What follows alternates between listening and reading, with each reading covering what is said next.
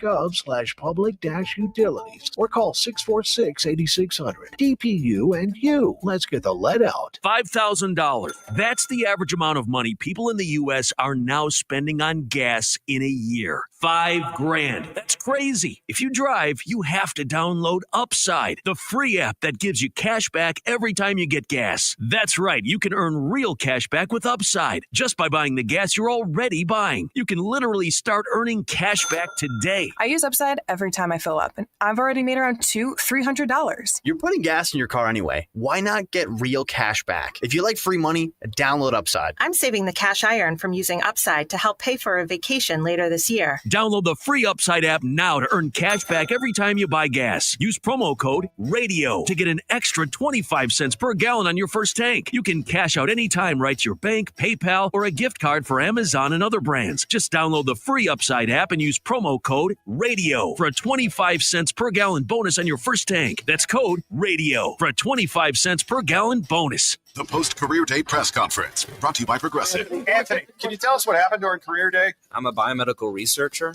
The kids just weren't impressed. How did you feel when your son called in the backup? Embarrassed. And I knew it would be a fireman. It's always a fireman. It's cliche, but a crowd favorite. He had an axe and everything. I can't compete with that. And will the fireman be helping your son with his science fair project? Hope not. I'm literally a scientist. Like it or not, sometimes you need a backup. That's why there's Progressive to protect your home and auto. Progressive Casualty Insurance Company affiliates and other insurers. Not available in all states or situations. It's Pro Savings Days at Lowe's. Get up to 35% off select major appliances and save an additional $1,000 when you buy 4 select LG major appliances. Plus, get a free DeWalt 20-volt max 5 amp-hour battery when you buy a select DeWalt 20-volt max tool. Get the job done for less at Lowe's. We help. You save. Valid through 9/26. Selection varies by location. While supplies last. See associate or Lowe's.com for more details and qualifying items. This message comes from Viking, committed to exploring the world in comfort. Journey through the heart of Europe on an elegant Viking longship with thoughtful service, destination-focused dining, and cultural enrichment on board and on shore. With small ships that bring travelers closer to the destination, there's more time to explore. And every Viking voyage is all-inclusive, with no children and no casinos. Discover more at Viking.com. Here's the tale of the daily Medfield. Same old pharmacy, same old bill, but those prices kept rising higher still. Till the savings wrangler rode in, cool as can be. Tap Good RX, saving massively. No plan? Don't matter none. Up to 80% off. Deals are done. Discounts hitting harder than Ma's chili. Dang, that one little laugh. That's all the rest. Save time and money on prescriptions. Check Good RX. Good RX is not insurance. Your trash is treasure at CNC Cullet Recycling. From copper wire to radiator ends, cans to lead batteries, CNC Cullet Recycling will pay cash or check for your unwanted scrap metal. No load is too large or too small. Don't dump it, recycle it, and get paid at CNC Cullet Recycling. Just south of Maple Street on Route 1 in Ashland. Free local container service is available too. CNC Cullet Recycling. Open every weekday and a half day on Saturday. Check the latest cash scrap prices online right now at cccullet.com. That's CCCULLET. Attention men and those who love them. The Prostate Cancer Symposium happens Wednesday, September 24th from 6 to 8 p.m. at St. Mary's Hospital in room 164 behind the cafeteria. Hosted by the Prostate Cancer Educational Institute of Virginia, Virginia Urology and Radiation Oncology Associates. This free on-site event features expert urologists discussing prostate health, incontinence, men's wellness, and more. No registration required. Just show up and take charge of your health. For questions, reach out to pceiva.info@gmail.com. Strawberry Street Catering and Food Truck chefs create custom menus tailored to your event's unique flavor. Your vision, their expertise. Pick strawberrystreetcatering.com for your next unforgettable event. Strawberry Street Catering and Food Trucks, where tradition meets delectable. Looking for a top-tier university that is affordable? Coastal Carolina University offers more than 100 undergraduate and graduate programs designed to help you earn your degree.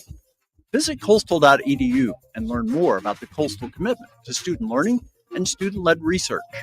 Coastal Carolina University is consistently ranked as a top best value university in the South.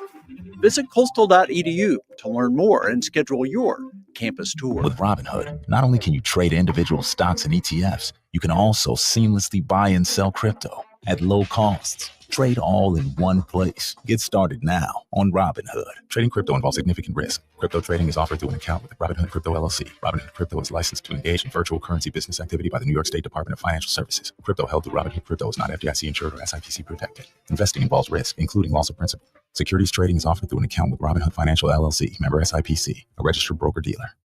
Coach Saban here, and let me tell you, every second matters. Preparation is everything, and that's why I trust Kidde Smoke Alarms. And as North America's #1 home fire safety brand, they're built to respond over 25% faster to smoke detection. Kidde helps protect what matters the most. Find it at the Home Depot. How doers get more done. #1 claim based on total household installations as of December 2023. 29% faster average smoke detection based on internal testing of smoldering wood fires for Kidde 9th edition versus leading competitor 8th edition product. Bull riding, the perfect fusion of strength, skill, and pure willpower. Come experience the true Modern West, where 8 seconds of glory will create a lifetime of memory. It's PBR Charlottesville at John Paul Jones Arena, September 19th. Tickets available at PBR.com and JohnPaulJonesArena.com. From the ESPN studio, presented by Ortho Virginia. Find one of Ortho Virginia's orthopedic locations at OrthoVirginia.com. W291CL Lakeside Richmond. WURV HD2 Richmond. We are 1061 ESPN. Richmond, it's time to get your morning going. Richmond Sports Talk by Richmond sports fans. This is Fitz the Bill with Jack Fitzpatrick. Live from the capital of the Commonwealth, where sharp analysis, your cause, and Richmond always come first. If it's making headlines locally or nationally, we're breaking it down. Now, take my talents to South Beach. live from the capital of the Commonwealth, Fitz the Bill with your host, Jack Fitzpatrick. Good Friday, September 19th morning. Welcome in. I'm Jack Fitzpatrick. Allen alongside right here from the Ortho Virginia studios in the capital of the Commonwealth on 1061 ESPN Richmond, the ESPN Richmond app, and ESPNRichmond.com. Also streaming live on Facebook, Twitter, and YouTube. If you want to watch the stream, just type in ESPN Richmond in the search bar. We should pop right on up, and you can watch the stream. You can be part of the show by liking, commenting, and subscribing. And, of course, you can be part of the show the old-fashioned way by calling, by texting in 804-327-0888. And last night, the Dolphins might not be as bad as we thought they were. They're still bad, but they're not as bad as maybe we thought they were. I mean, they're still bad, though. They still, Tua still can't necessarily throw a forward pass effectively. And one of my favorite things in football is that primetime games shape narratives so much, because you've got the casual fan, you've got the hardo fan, you've got the media, the nerds, the moms, the grandmas, the grandpas, everyone is tuned into Thursday night football, Sunday night football, Monday night football. And the performances in those games then therefore outweigh anything that's done at the 1 p.m. slot or the 4 p.m. slot, or we're going to be having these games in a couple of weeks, the 8 a.m. slots when they go over to London and Germany and all of that. And last night, that was never more on display, because coming out of it, it was, oh, Tua's really bad, and Mike McDaniel might not actually be that bad of a coach. The Bills get the 10-point win, 31-21, over the Dolphins. And now the general sentiment is, oh, Mike McDaniel, he's not a bad coach. His quarterback just stinks. He's actually really good coach, because he's able to get some sort of production out of this team, despite Tua not being able to throw a forward pass. He makes Tua Tagovailoa look slightly competent, which I think is partly true. Mike McDaniel, I'll go out there and say it, he's one of the best play designers in the NFL. He's one of the more innovative minds in the NFL. He pushes the bounds of what can be done, not through the tush push, but through jet motion, other ways of utilizing motion, putting his playmakers into space so that they can effectively work. He's extremely innovative in how he gets his schemes going. The dude knows ball. But the other part of that, and the more important part, is that he's not a CEO. He doesn't have that CEO mindset. He's lacking something when it comes to the people skills, the managing of egos, the CEO stuff, the other side. I mean, let's just see how he handled the game last night. This was Mike McDaniel at the podium following the loss. the 10-point loss to drop the Dolphins to 0-3? It feels like we lost the game. It's not really, our expectation. Thanks, Mike. Thanks. What a great way of putting that. And that right there is where the problem lies, right? After the Patriots game, it's, well, you want to win the game, and to win the game, you can't lose the game. And last night after the game, we wanted to win the game, but we didn't meet our expectations. And he's a great schemer, but that is all he is right now. That's all he has to offer. And if you take another step back and you ask, why are the Dolphins in this spot to start with, especially with Tua? Why'd they sign him to this big extension that they're on the hook for the next 4 years when they didn't really need to sign him ahead of last season to that massive extension? But they did. And it's because of Mike McDaniel himself. He stumped for Tua. He convinced the Dolphins owner, Stephen Ross, to sign Tua to that extension. He convinced him that he was the best quarterback for that team. And now that's blown up in his face. So while last night, all the narratives are saying, wow, Mike McDaniel's actually making a competent offense with Tua who can't throw the forward pass. The reason why he has Tua in that spot, though, is his own doing. And we need to hold Mike McDaniel accountable for that. He hitched his wagon to a quarterback. Alan and I were texting about this last night. He's naturally right-handed. His dad made him a lefty, thinking that was going to give him a better chance of going pro. Breaking news to his dad. It's actually much, much, much, much, much harder to go pro as a left-handed quarterback. A little tangent here on why, because what does a left tackle do? A left tackle is the highest paid offensive lineman to protect the quarterback's blind side. That is for a right-handed quarterback. For a left-handed quarterback, it becomes the right tackle. Everything flips, and for 99% of the NFL offense, it is catered to a right-handed quarterback. You don't get any type of special treatment by having a lefty. It's not like in baseball when you have a left-handed pitcher, it gives the batter a little something different to look at, and you actually have a better chance of making the pros if you're a left-handed pitcher. In football, you want a right-handed quarterback because your spiral throws the same way. A lefty, it spins the other way, which gives some wide receivers some issues. You have to flip your entire offense for a left-handed quarterback. I don't know what Tua's dad was thinking, but making him a lefty, forcing him to be a lefty when he was growing up wasn't necessarily the best thing. And he's hitched his wagon now, Mike McDaniel, to a quarterback that is naturally righty, who's lefty. He doesn't trust his eyes because maybe all of the concussions, all of the hits, everything like that. Mike McDaniel hitched his wagon to a quarterback who can't throw deep because he's probably playing with his non-dominant hand and can't get the necessary oomph to get it down the field. There was a deep pass to Tyreek Hill at one point in the second half that Tyreek had to track back for. Now, Tyreek Hill probably should have caught it, if we're being honest. But if it was thrown by any other quarterback in the NFL, Tyreek would have been able to get underneath it, and it may have been a touchdown. Instead, Tyreek had to slow his roll, come back to it, and then dropped it as two Bill defenders were able to converge on him because it was an underthrown pass.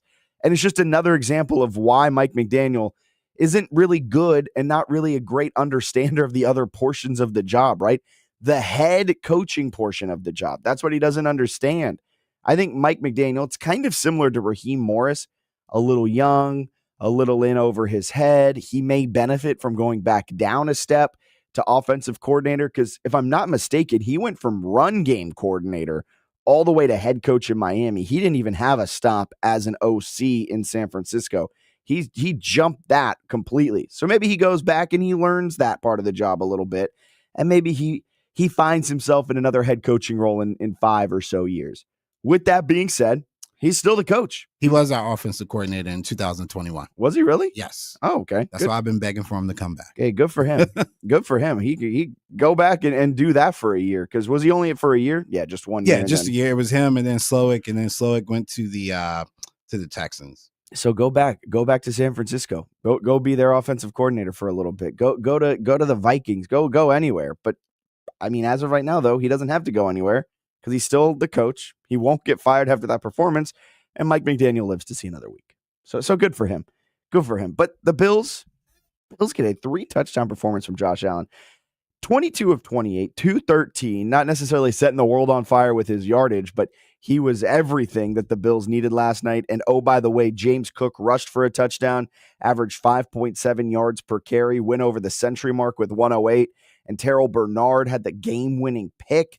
He was extremely, extremely effective on the defensive side, and he jumped a route from Tua. Tua telegraphed it completely. He was just staring down the receiver he was going to. It left his hand, and Bernard was already making a break on the ball. Tua never saw him. He picked it off. Bernard said after the game, after his game-winning interception, quote, "It's honestly something that we've seen on tape," the middle linebacker said. He said that's one of their top quick game concepts. We're in a 3-deep zone, and I just saw it and broke on it. And Tua did not expect that one. But a 31-21 win for the Buffalo Bills last night, and Buffalo didn't look pretty at times. The Miami Dolphins defense actually looked solid for large portions of the game, but Buffalo digs deep and pulls it out. They're now 14-1. 14-1 over the Miami Dolphins over the last 15 games against Miami. That's impressive. That's really impressive. And now to kind of look at Miami's downfall. Remember that 2023 season? There was a 2023 playoffs, and they were going into the playoffs. They were limping a little bit, but they had just come off a really good regular season where they were in the driver's seat for the AFC East. They were in the driver's seat for the 1 seed for a large portion of that year. They were in the driver's seat for maybe a 2 seed or something, but it looked like the AFC East was theirs to lose. And they lost it in 2023. They ended up having to play at Kansas City in the wild card round in those playoffs, the game that was freezing cold. The Dolphins had no idea what to do. They got blown out by Kansas City as they were on their march to, what was that, their second straight Super Bowl at the time. Since that loss, Miami is 8-13. 8-13 since that 2023 wild card loss. That was a season where it looked like the Mike McDaniel experiment was going to be this awesome thing. They were going to win the AFC East. They had like at one point a 4 or 5 game lead over the Buffalo Bills. We thought the Bills dynasty had ended before it had even started. And then Buffalo flipped the script. They went on a heater to finish the season. The Dolphins faded. Bills won the AFC East. The Dolphins were the wild card. And the Dolphins got run out of Arrowhead by Patrick Mahomes and the Chiefs. And they are 8-13 since then. That's tough for them. That's tough. And I think last night was just a culmination for it all with Miami. It was a culmination in that they've been a real disappointment over the last season and start of 2025. It was a culmination in Buffalo being the team to beat in the AFC East. That's not necessarily breaking news, but they are the team to beat in the AFC as well. And Miami feels like they probably let this one get away. There was a roughing the punter call in the second half that extended a Buffalo drive that they eventually scored on. There was that backbreaking interception from Tua, and they just couldn't stop James Cook going for over 100 yards. First time a Bills running back has ever gone over 100 yards against the Miami Dolphins. That was their 36th meeting last night. First time ever that a Bills running back went over 100 yards. Hey, even Thurman Thomas ain't do it. That's pretty legit. You're good for James Cook, man. Yeah, that's pretty legit. The run game looked good last night for sure. Yeah, and you know what? Pat myself on the back. I don't recommend this, but my little 4-leg parlay hit. I was having myself a nice little night. A $2 bet turned into 25. We're big baller over here, baby. Oh, man. Big, yeah. We hit James Cook over rush yards. We hit Devon Achane over rush yards. Dolphins to cover 11.5. And James Cook to score a touchdown.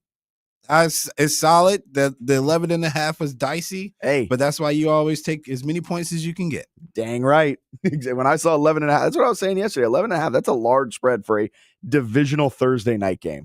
It is, and typically teams are not that incentivized to cover once they get up more than a touchdown. Yeah, and I think that was kind of the case. But also the Dolphins defense looked good. Like the Dolphins defense did a good job of slowing down the Buffalo Bills.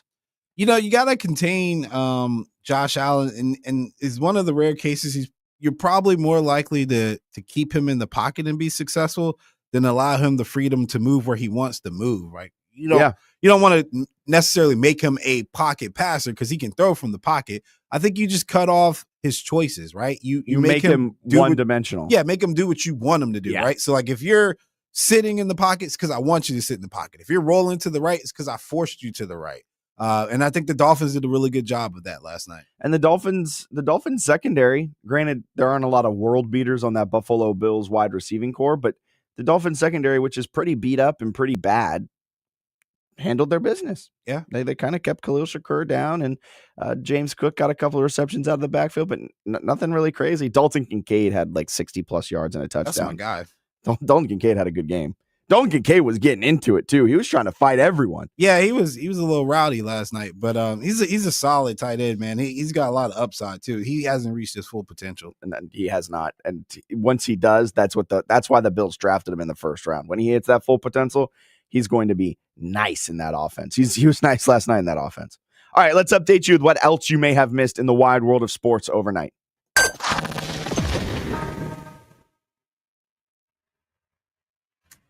This is your Fitz the Bill morning update, getting you caught up on some of the biggest stories in sports. All right, so yesterday in MLB news, Clayton Kershaw announced he is retiring.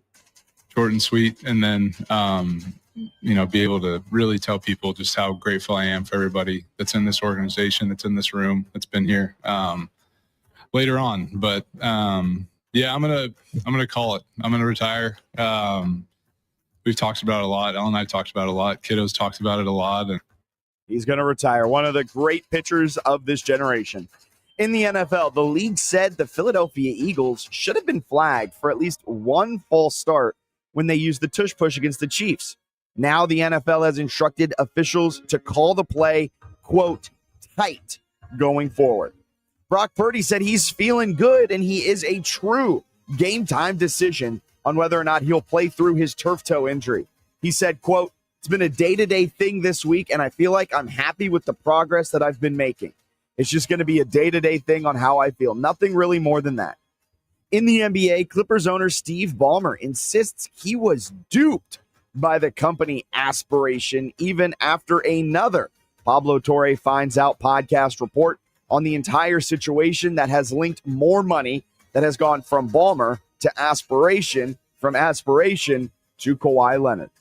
In college football, Lenore Sellers, after getting injured last game and being questionable for the Gamecocks against Mizzou, the star quarterback is expected to play.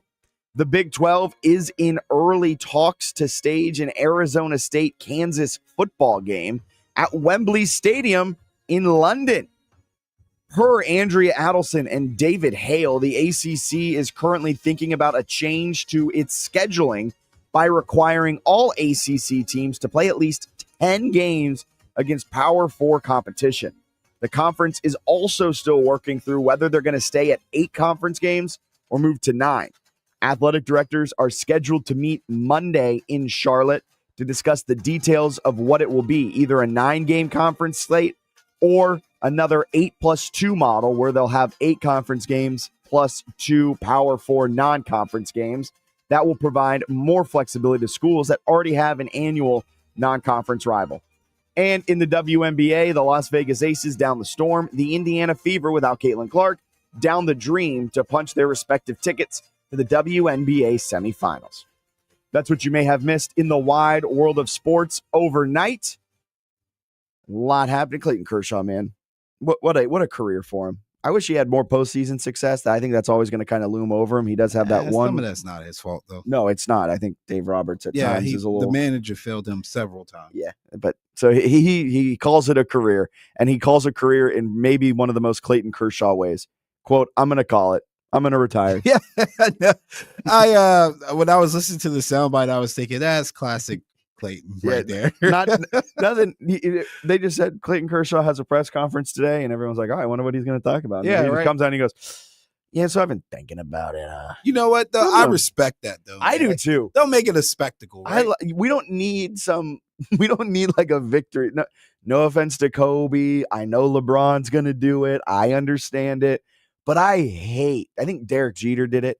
I am anti those retirement final lap tours. I think they are a waste.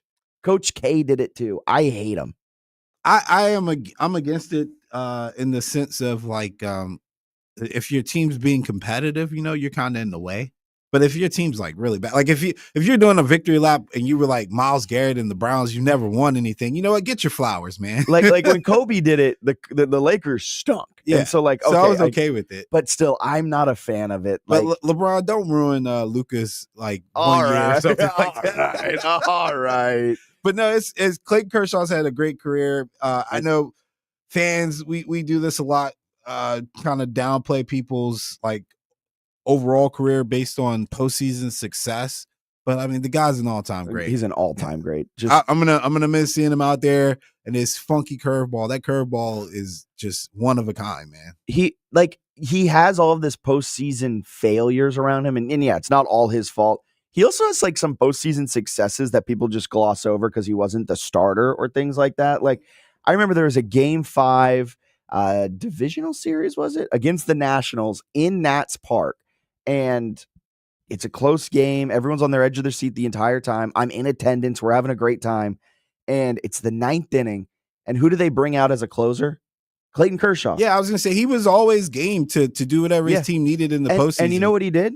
He shut down the Nationals. I don't think he allowed a hit. I think it was 3 up, 3 down, game over, and the Dodgers were advancing. And it's like, well, we don't talk about that as a postseason success with Clayton Kershaw, but it was. Like, sure, his starts maybe left you wanting a little bit more, and sometimes the moment felt a little too big. But what he did for 162 games, I guess technically not that many because he's a pitcher. But I mean, the longevity's there. He always was a top flight starting pitcher, and he's got one last push in him. He'll retire at the end of the season, so Clayton Kershaw's got one last push in him. Maybe the Dodgers can go out and get a World Series if Shohei Ohtani moves to the bullpen like Dave Roberts wants him to. I mean, that's where he always should have been in the bullpen, but that's too late for that now. Too late for that now. I mean, and it's the same thing I said about Spencer Strider too. But you know, people look at what they do as starters, but I'm like, he's got bullpen stuff. And with as hard as he throws, you probably preserve him a little bit longer. You get him a little bit long. And also, like with Strider and Ohtani coming off those injuries, like you already have him on a pretty strict pitch count. Yeah. So why don't you bring him out in the 5th inning, have him throw 3 innings then? And you can also control him more through his bullpen sessions. Like, it just makes more sense. Ohtani always had like electric bullpen type stuff for me. But I get why you put him out because this guy's been Cy Young contender and everything. Yeah, so I get why you put him out there as a starter. I think you keep him as a starter once he's fully healthy. Same with Strider. But I think when they were working back from these injuries, you should have had them coming out of the bullpen like for that season after their surgery. Yeah, just to kind of let them ramp up that way instead of giving them the starts. And in the case of Shohei, it's like, all right, you get 3 innings, then you're done. It's like, well, those 3 innings probably are more important later on in the game than they are. Like a couple of days ago, Shohei goes out and he has a no-hit bid going through 5. He gets shut down because he hit his pitch count. That's fine. And then they blow the game. Yeah. You know what would have gone a lot better? If they blew the game to start through the first 4 innings and then the final 5, it was no hit and the offense could maybe try and muster something. Maybe I'm being too romantic about it. I will say, and I stand on this, I don't weep too much for the Dodgers because they've. I know you don't. Yeah, West Coast Yankees is what I've always called them, especially now with that ownership group. Yeah. So, but at the end of the day, like you don't, as a fan growing up, having the Dodgers be a team that I always hated. I don't like seeing like Clayton Kershaw retire because in my mind it's like, dang, now what do I do? I had that happen with Derek Jeter. I hated Derek Jeter. Now you're like, now who do I hate? I actually have no problem with the Yankees now that Jeter's not there. It's so weird. So I'm like, now I don't have a problem with the Dodgers after Clayton Kershaw. Who do I hate now? Where do I go? Where do I go? The Phillies, everybody hates the and Phillies. You can't hate Magic. Wait, is Magic Johnson part of the ownership group in Washington? He's part of every ownership group. Yeah, he just be putting his money everywhere. Hey, smart guy. But no, I'm not gonna hate Magic or what he does. I have to find another team. Maybe I'll ask around. I'll ask Bob. He's a big baseball guy. I think you should go with the Athletics. No, they've got to be a big market team. I can't hate the Athletics. Yeah, but their ownership's so bad. Yeah, the market's not big enough for me. Go back to hating the Yankees. They're not good enough. That's a good point. They're a wild card team right now. I don't even know who you could hate. I know. Gosh. We'll think about that. Text that in. Who should Allen hate in baseball? He's open. I need a big market team. Yeah, a big market team. He's open. He's on the market. He's a certified hater over there on the other side of the class. He's open to hating whoever you want him to hate. Text us in 804-327-0888 with your pitch on why he should hate a team. Also text in. It's Hot Take Friday. Drop us your hottest takes going into the weekend. 804-327-0888. We'll be reading them out all show. Your hottest takes going into the weekend for Hot Take Friday. We've also got Pat Jaggers from the Motor Racing Network tentatively scheduled to join us at 9:30. And we've been saying it all week, but our Talk of the Town game of the week heads down to Thomas Dale tonight as they play host to Glen Allen in what should be a fantastic high school football game here in the 804. All right, let's get a break in here. Step aside. We'll chat about some Week 3 marquee matchups here as we head into the weekend. That's all right here on Fitz the Bill. Traffic reports on 106.1 ESPN Richmond, brought to you by Herman Allen Plumbing, Heating, and Cooling, a premier Linux dealer. Online at hermanallenplumbing.com. Horse racing is back, and it's time to get ready for another Triple Crown season. Get the latest from the industry every Saturday morning from 10 to 11 with Off to the Races on 106.1 ESPN. Presented by The Racing Biz. Nick Hahn and Frank Vesby bring you their insight and knowledge, talking with the people making the headlines, including jockeys, trainers, and owners. Plus, get the expert picks each week, including a visit by Derby Bill Watson. It's Off to the Races each Saturday morning at 10 on 106.1 ESPN. Streaming live on the iHeartRadio app. We all hear the radio ads about the IRS. They tell you to be afraid, to be scared, and they try to frighten you into calling. I'm not here to do that. Tax Relief Advocates is different. TRA is here to tell you that if you owe money to the IRS, whether it's $5,000, $50,000, or $500,000, we have a solution. It doesn't matter if you're sitting in your car, at work, or with your kids. No matter where you are, call now. 800-575-1783. Don't lose hope. TRA can eliminate or reduce what you owe to the IRS. Generous programs are now available that can give you a fresh start. Our passion is taxes and helping individuals fix their IRS problems. We have over 1,000 5-star reviews on Google and an A+ with the Better Business Bureau. You don't need to be afraid of the IRS any longer. End your tax nightmare today by visiting us online at TRA.com or call 800-575-1783. That's 800-575-1783. Tax Relief Advocates. Real solutions for real people. Must qualify for enrollment. Results may vary. Are you suffering from a sports injury, chronic pain, or something that just plain hurts? Ortho Virginia can help get you on the road to recovery. As the state's largest provider of orthopedic care, Ortho Virginia's team of specialists offers surgical and non-surgical treatment options. With 12 offices conveniently located in the Richmond area, visit orthovirginia.com or call 804-915-1910 to discover why at Ortho Virginia, stronger starts here. Constipation with belly pain that keeps coming back and back and back. If your symptoms keep coming back, talk to your doctor. It could be irritable bowel syndrome with constipation or IBS-C. Linzess could help you get ahead of it. Linzess linaclotide is a prescription medicine that treats IBS-C in adults. It's not a laxative. It's a once-daily pill that helps you get ahead of your symptoms. It's proven to help you have more frequent and complete bowel movements and helps relieve overall abdominal symptoms, belly pain, discomfort, and bloating. These symptoms were studied in combination, not individually. Do not give Linzess to children less than 2. It may harm them. Do not take Linzess if you have a bowel blockage. Get immediate help if you develop unusual or severe stomach pain, especially with bloody or black stools. The most common side effect is diarrhea, sometimes severe. If it's severe, stop taking Linzess and call your doctor right away. Other side effects include gas, stomach area pain, and swelling. Talk to your doctor and say yes to Linzess. Learn more at linzess.com or call 1-800-LINZESS. More than 1 million Virginians are on their own when it comes to saving for retirement. But now there is a new program to help close the gap and improve financial security for workers across the Commonwealth. Retire Path Virginia is a simple, hassle-free solution for employers and an easy and automatic way for employees to save for the future. To learn more, visit retirepathva.com.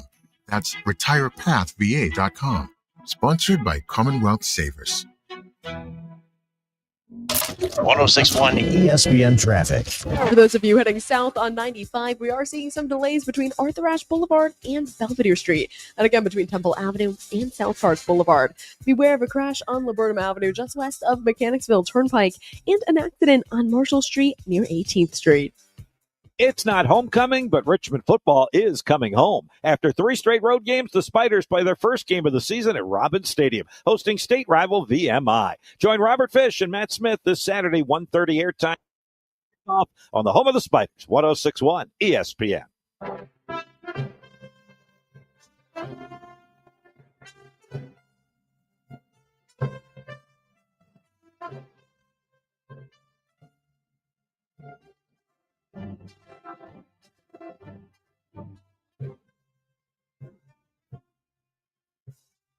Why do you look so confused? Because I'm trying to think. Yeah, John Williams. Okay.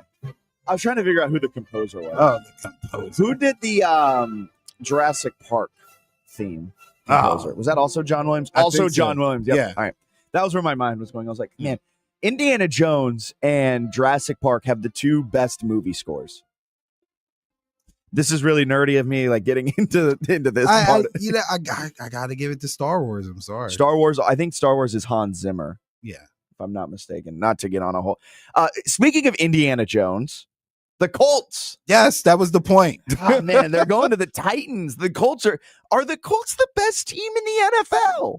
No, that's that. Well, I mean, there's Hot Take Friday. Go for it. Hey, Go for it. no, I'm not going that far out on my hot take. I got some professional credibility I've got to keep together. That's like summertime heat. Hey, but I'm gonna be honest though, Colts, they have not punted this season. Yeah, I mean, the irony, Pat McAfee's their biggest fan, and they're not punting. And they said we're not. They have 2 turnover on downs though, so let's just fudge the numbers a little. They've gone for it a couple of times on 4th down to avoid. We don't need kickers. Oh, not this again. You're telling me you would rather not have Brandon Aubrey, who puts you in scoring position on the other team's 45 or on your own 45, excuse me. You'd rather not have him than have him. I would rather not see him. I do need him. Yeah, I know you need him. Yeah, I know. I'd rather not see him though. He banged through that 60-yarder or whatever it was. He's just so like nonchalant about it too. Like that's toe my poke. hot take. That's my hot take. I think I said it on Monday with Overreaction Monday. I'm going to bring it into Hot Take Friday as well. Hot Take Friday, you should just go and try out every single MLS kicker in the league. You should go over to, what's the league below Premier League, the Championship. You should go over there and find a bunch of players over there. You can offer them more money. You can offer them more money than what they're making in salary over there or in the MLS. Just go and get them. And then boom, bam. That's what happened with Brandon Aubrey. He was just on his couch, and he was a former kicker, former soccer player. Not a Richmond kicker. That'd be cool, though, if he was a former Richmond kicker. Nah, if he was a former Richmond kicker, that would be cool. I got a hot take for you, though. If you constantly depend on your kicker, then your offense sucks, and you need a new play caller. So, look, we'll go Colts and then Cowboys, because this leads me into the Cowboys. Okay. Colts against the Titans. The Colts are 4.5-point favorites. Daniel Jones this season has shocked everyone. He stripped the Danny Dimes moniker. He is now Indiana Jones. I think the Titans win this game, though. Yeah. I have been impressed, albeit his stats don't scream awesome, but I've been impressed early on with Cam Ward and this overall Tennessee Titans team, who boasts a pretty good defensive line. No lie. It's definitely a winnable game for them. And I also could see, just in the world of the NFL where, they say any given Sunday, there's a possibility. They played the Rams pretty well early on. I think that the issue with them was a talent gap more so than anything. Yes. And Cam Ward has flashed playmaking ability. And with that playmaking ability, he's elevated the guys around him. So it does make them a potential spoiler here. Now, I'd like to see Cam Ward maybe find his footing a little bit more. He's only thrown for 112 and 175 yards.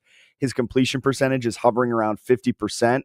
That first game of the season, he was put in a very tough spot on the road in Mile High Stadium against the Broncos defense. And then last week against the Rams, another very good defense. It was a tough opening slate for Cam Ward through those first 2 weeks. I think the Colts defense is a little easier for him. And look, if I go broke doing it, I'll go broke doing it. I'm okay with that. I am fading Daniel Jones. Like I have seen him. Getting out of New York doesn't do you that much good. I am fading Danny Dimes. At some point, you worry that the Danny Dimes thing will pop up, but again, this is Indiana Jones, man. I don't know who Danny Dimes is. This is an alter ego at this point. Danny Dimes, man. The Bears and the Cowboys face off 4:25 p.m. America's Game of the Week. Kevin Burkhardt and Tom Brady on the call. Don't tell Tom too much. You might go and run and tell Chip Kelly. He definitely will tell Chip Kelly. While he's sitting in the coach's booth. I don't know why you don't believe that. I do believe it, but I don't care. I know, because it's not affecting you. What is it affecting you guys are not a playoff bound team, so. All right.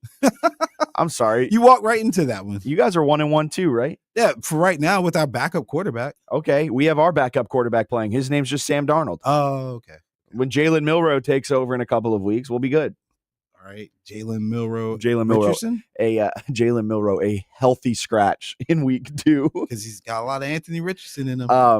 Cowboys at Bears. The Cowboys are 1.5 point favorites.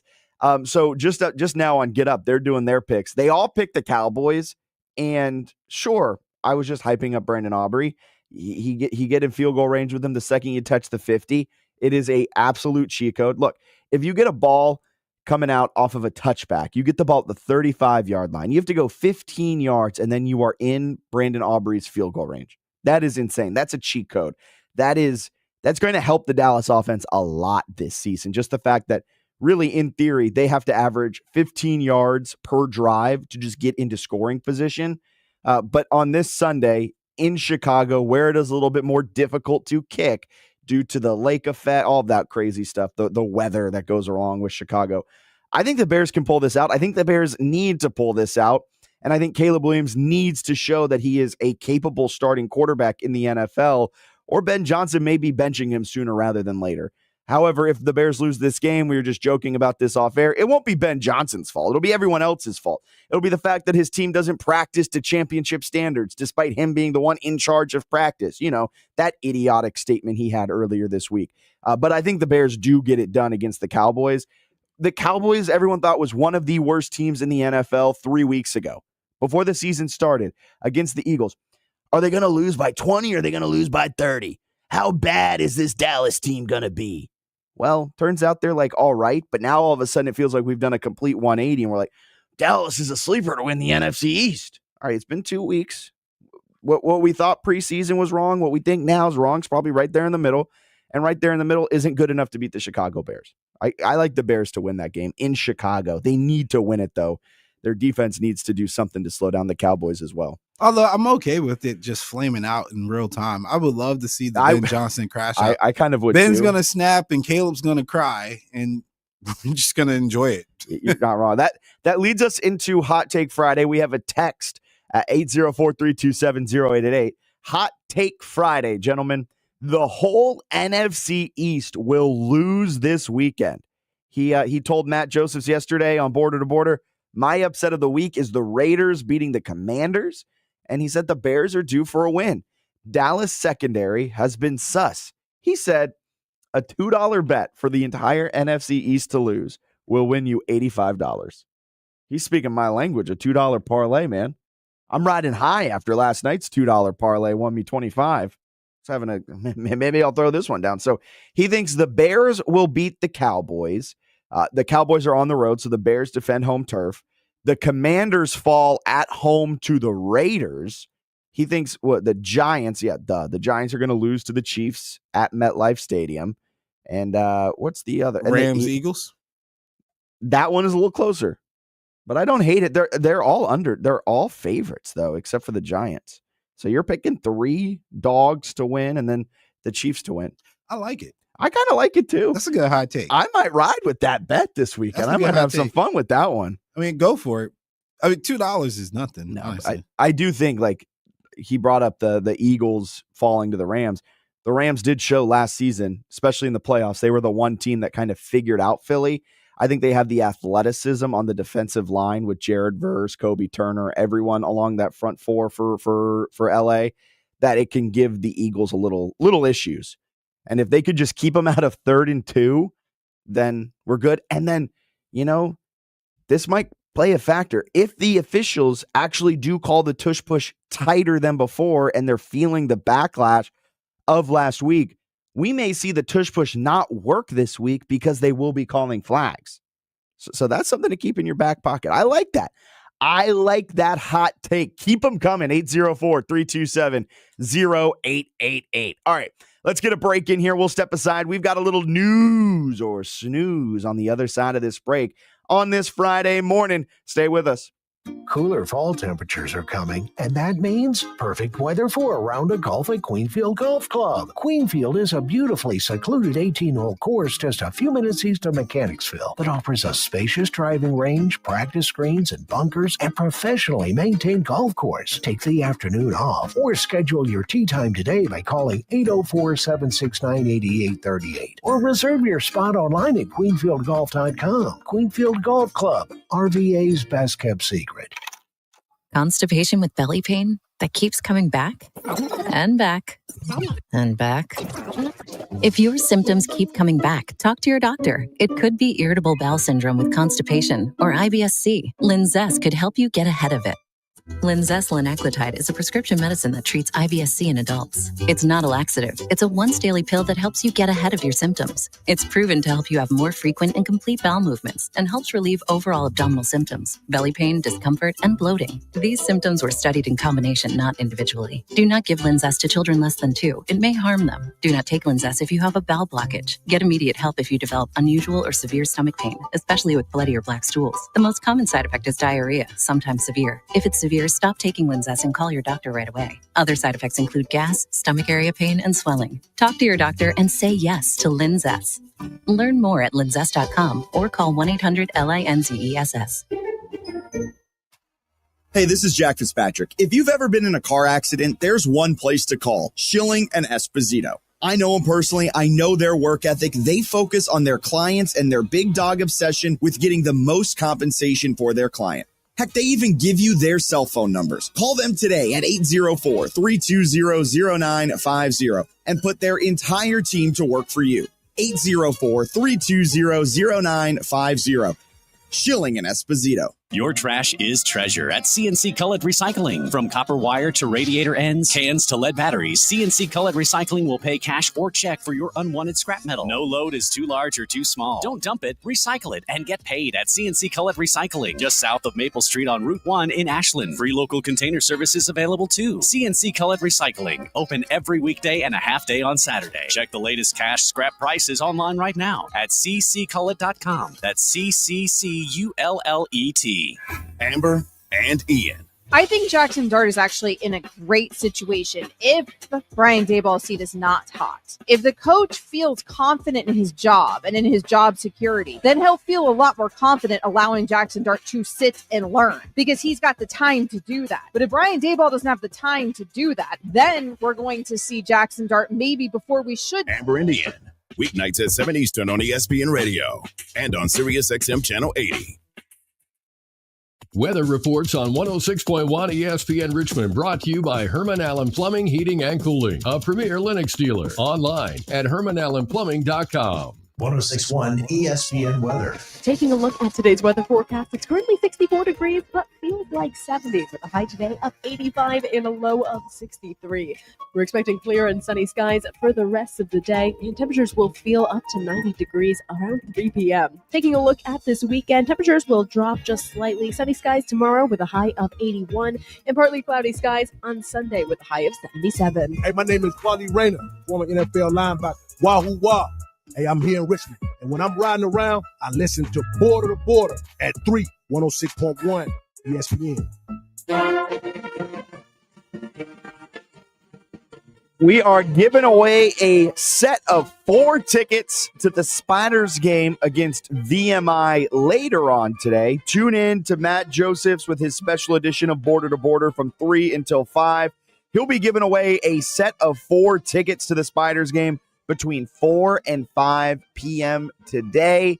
The Spiders finally home. First home game of the 2025 season as they play host to in-state foe VMI. Matt Josephs on his special edition of Border to Border today will be giving away a set of 4 tickets between 4 and 5 p.m. You do not want to miss out on that later on today. All right, that brings us into everyone's favorite segment. You ready for a little news or snooze, Alan?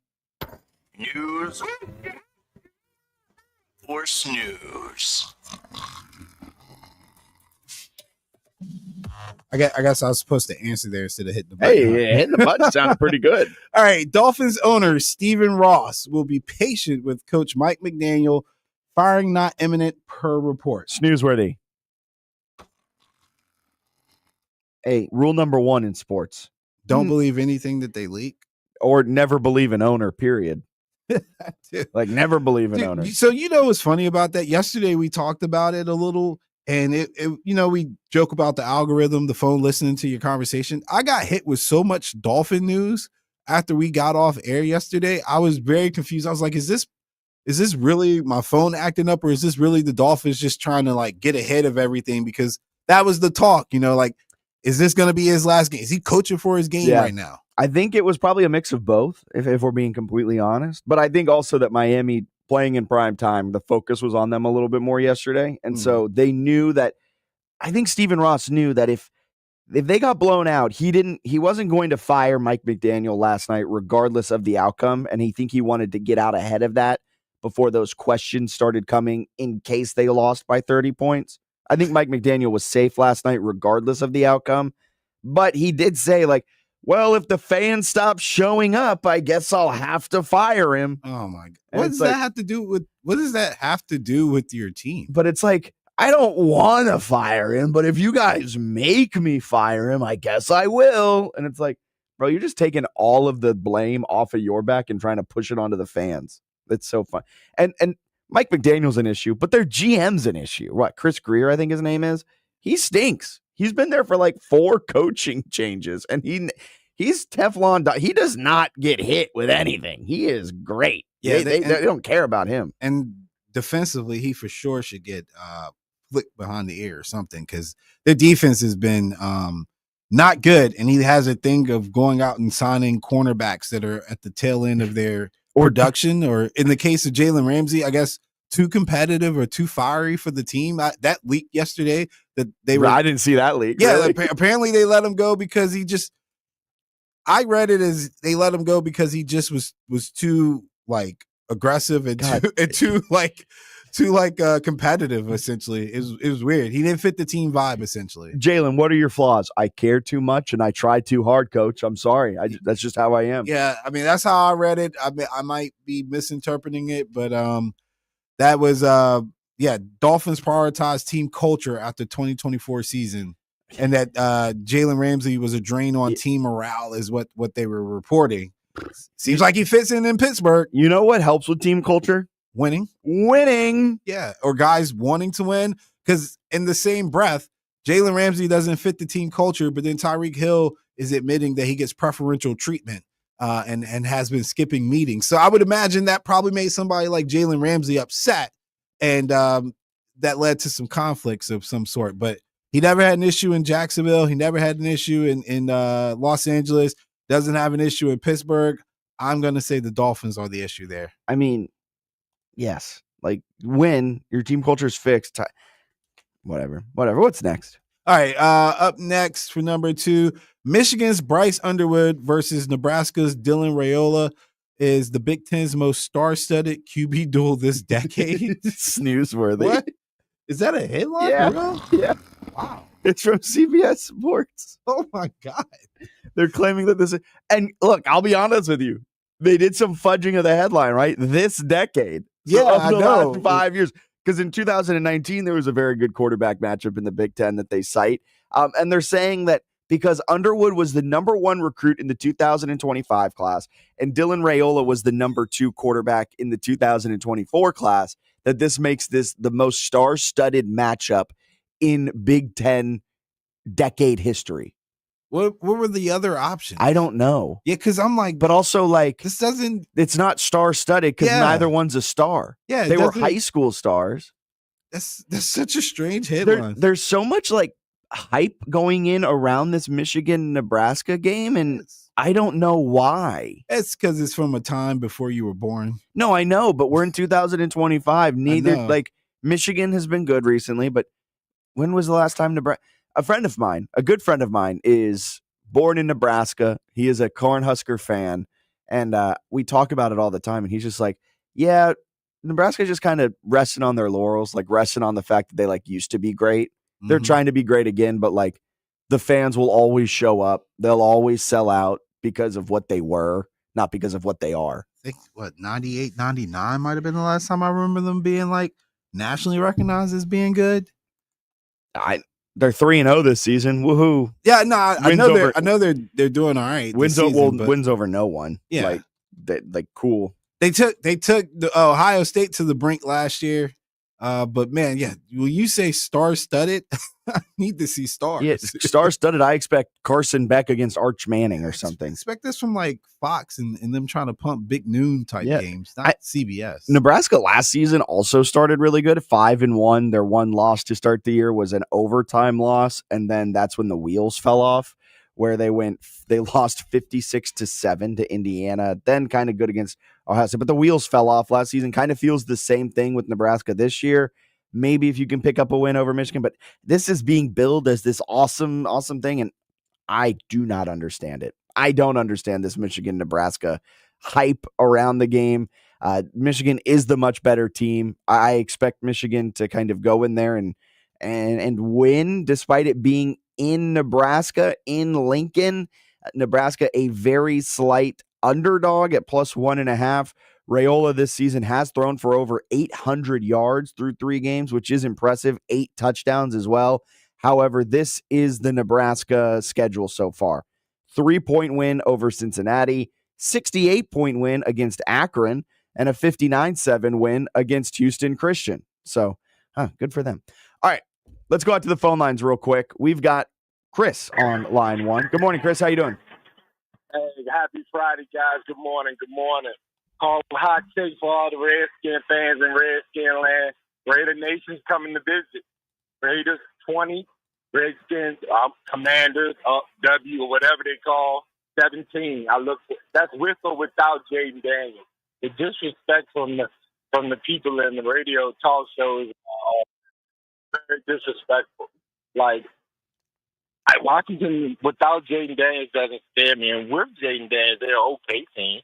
But I think y'all letting last year get in your head to where I've heard Matt Joseph say where even without Jaden Daniels, they could beat us with Mariota. Just so dismissive, and I'm like, dude, how can you just be so dismissive like that? Washington has not been a perennial world beater. Yeah, you're right. They haven't. But with Jaden Daniels, they didn't make it to the NFC Championship game. It's looked a little hot and cold to start this season. But even with Mariota, I mean, Mariota could execute this offense. I'm not throwing the Raiders out completely. I think this is going to be a very competitive game. But, I mean, just kind of like what you said, if we're looking at this season, what I see from the Raiders this season was a 3-interception performance by Geno Smith last time out, and the Raiders not being able to create any rush lanes for Ashton Genty. It's very easy to see why the Raiders would lose this game. It's not true. What do you mean? Not true. They are opening up. We're just not, like I told you. Chris, they are not. Chris, they are not. They are not. Ashton Genty is averaging more yards after contact than he's averaging yards. So let's break it down. He's being hit behind the line more often than he is being hit past the line of scrimmage. The Raiders' offensive line, capital S, stinks. Okay, well, how can Geno throw for 360 in week 1? We just don't forget week 1 happened. Okay, the Commanders won 21-6, and Jaden Daniels looked very good in week 1. Like, using your own logic, man, that's why people think the Commanders are going to win this game. Okay, but then at the same time, Jaden Daniels in week 1 is not the same Jaden Daniels in week 3. Geno Smith in week 1 is not the same Geno Smith in week 3. Well, we don't know that, though. Yes, bye, Chris. Bye, Chris. It's over. Bye, Chris. Bye, Chris. Bye, Chris. Come on, man. Come on, man. I love talking to you about the Raiders, but if we're going to be saying crazy stuff like that, brother, come on now. Come on now. Come on. What was that? That Jaden Daniels in week 3 is not the same Jaden Daniels as week 1. Yeah, I know he's not. Geno Smith, using your same logic, man. Look, the Raiders have a chance to win this game. We were just talking about it. Hot Take Friday, we had a text in saying the NFC East is going to lose every one of their games. I can see the Raiders in a world where they do this. But I don't know what fantasy land you are living in to think that the Raiders have a good offensive line, man. They have a negative. Ashton Genty is getting hit behind the line of scrimmage more often than not. Their offensive line is not doing anything. Run blocking. Pass blocking, they're fine, but he threw 3 interceptions last game. Sure, he had that really good week 1 game, but then he came back to earth. That's the Geno Smith experience. Man, got me worked. Like, we can't use logic when it fits our narrative. You got to use logic all the time. And if the logic is Geno Smith was really good in week 1, we're omitting week 2, he'll be really good in week 3, we can use that same logic for Jaden Daniels and the Washington Commanders, who had a very good offensive performance in week 1. Points weren't fully there, but they were moving the football effectively. They didn't have a good week 2. Using your own logic, they will have a good week 3. Like, come on, man. Come on. I will say PFF has been spot on with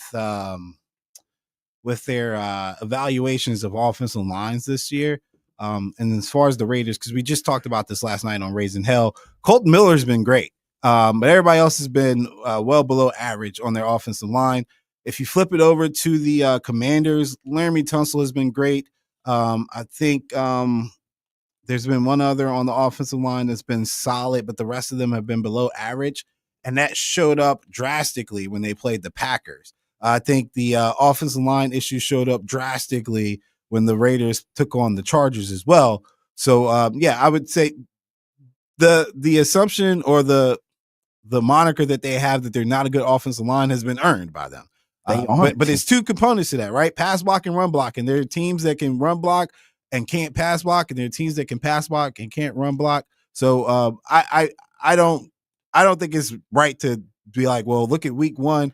Like let's look at the totality of the games, and they were solid in week 1, not that great, and they were not good at all in week 2. They rank 11th according to PFF in pass blocking grade this season. So top half of the league, which is fair. They rank 25th in the league in run blocking, which I think is also is also fair. I would argue maybe even worse considering that Ashton Genty is getting hit behind the line of scrimmage. And like we can't get into the world of picking and choosing what games we want to use to fit our argument. Like you got to look at the full body of work here. And the full body of work for both teams is that they have some strengths and they have some weaknesses. The Commanders are a 3.5-point favorite. That line is probably indicating that Marcus Mariota is the expected quarterback to play. We said it yesterday. Vegas has been wrong before. Home field is worth about 2 points-ish. So they're saying that Washington is roughly a 1.5-point favorite. Do what you will about the home field advantage part that Vegas puts into these lines. But it's a pretty close game. Like this is saying that this is going to be a close game between the Raiders and the Commanders. And if you're a Raiders fan, that's not disrespectful that they're saying you're slightly worse than the team that made it the NFC Championship a year ago. And that's not disrespectful. And the matchup is like, all right, you got below average Raiders offensive line. Well, it's not like the Commanders or the New York Giants of defensive line. They're beat up on the defensive line too. Like the assets that they have on offense, Ashton Genty breaks a lot of tackles. The Commanders don't tackle well. Brock Bowers is an absolute menace, and they can't cover the tight end well at all. They showed that last week. So the matchup is one that I wouldn't dismiss the Raiders, even if Jaden Daniels is healthy or the Commanders are healthy. I agree wholeheartedly. Like, and I think that's why I got so upset there. Like, I'm in Chris's camp. I think the Raiders are very much in play to win this game. I might put a bet down on the Raiders to win this game. But using that terrible logic, that's when I get upset. You can't cherry pick stuff in that way to fit your argument. Chris, I like the Raiders this weekend. I didn't like your argument for why. I can't wait to talk on Monday after the Raiders either win or lose. Because it's very much up in the air between those two teams right now. We'll give our official picks in hour number 2. Coming up in hour number 2, tentatively scheduled, Pat Jaggers from the Motor Racing Network. We'll also chat about some of the college games around the Commonwealth and across the country. Keep it locked right here, 106.1 ESPN Richmond, where Richmond talks sports.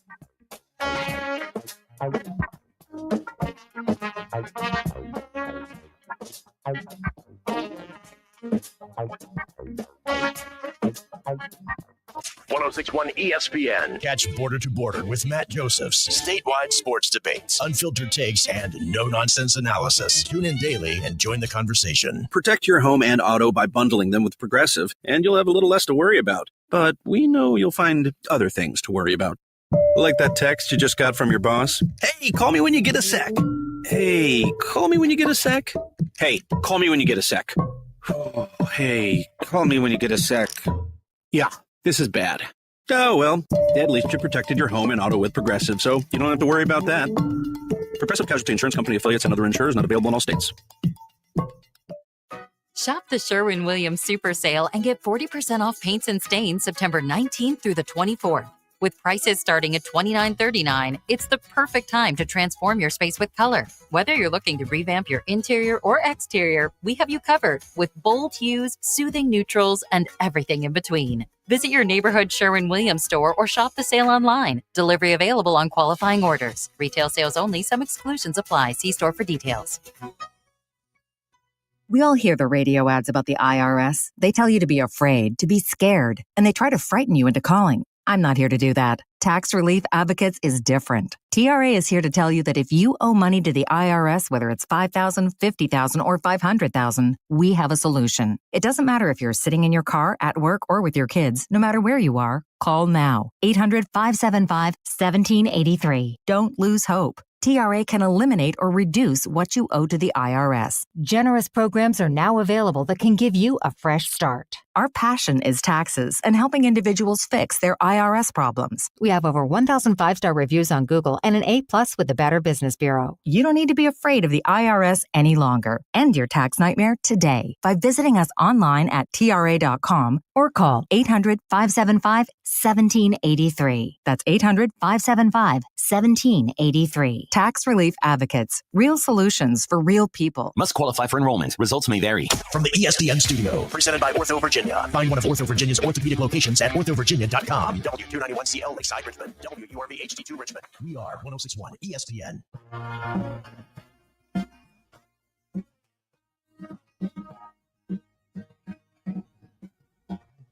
You're listening to the second hour of Fitz the Bill on 1061 ESPN.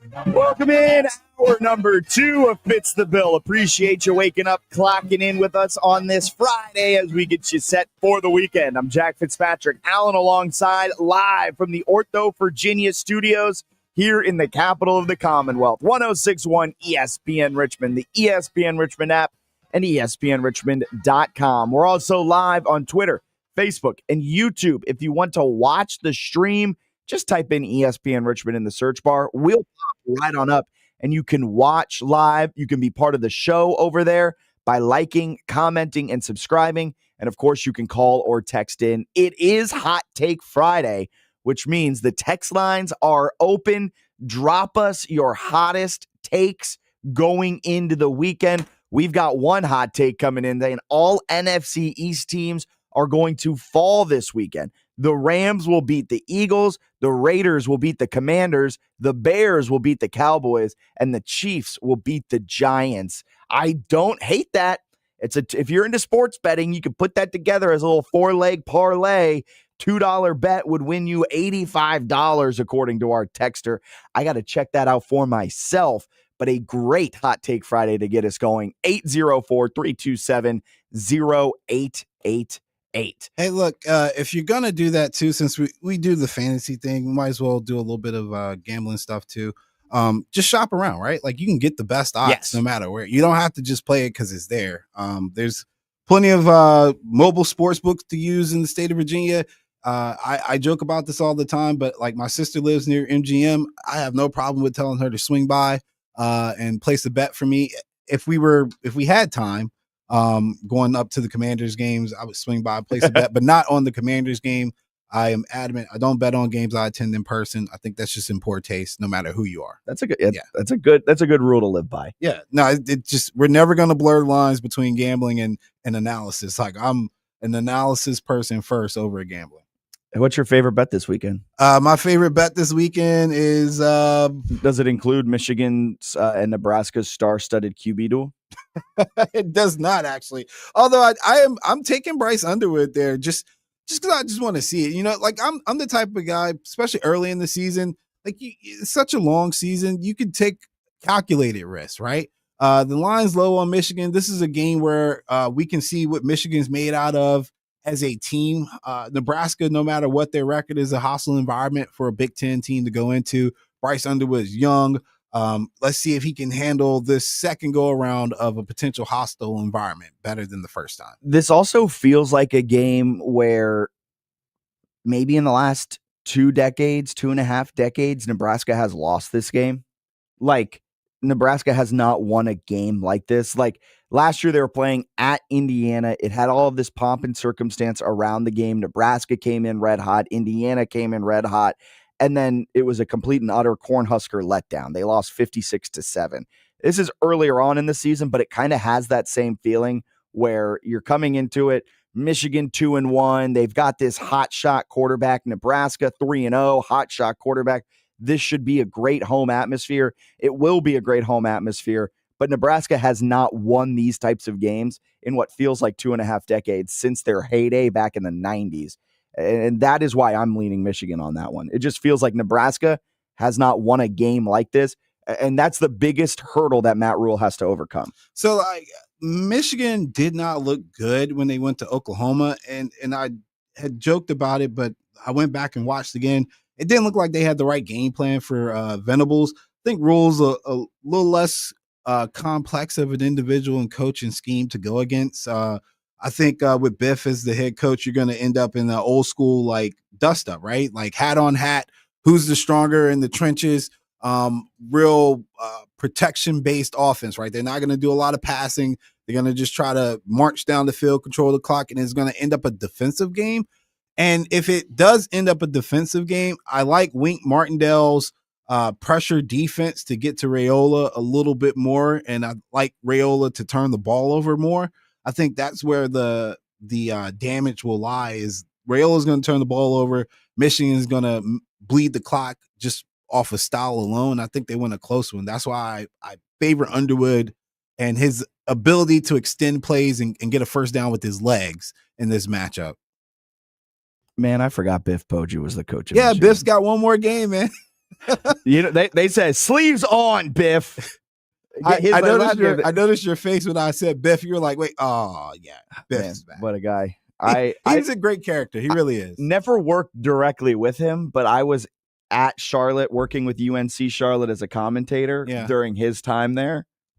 Man, what a guy! Yeah, I went to that opener last year when they played JMU, and I remember texting you like, I did not know he was that kind of he was hilarious.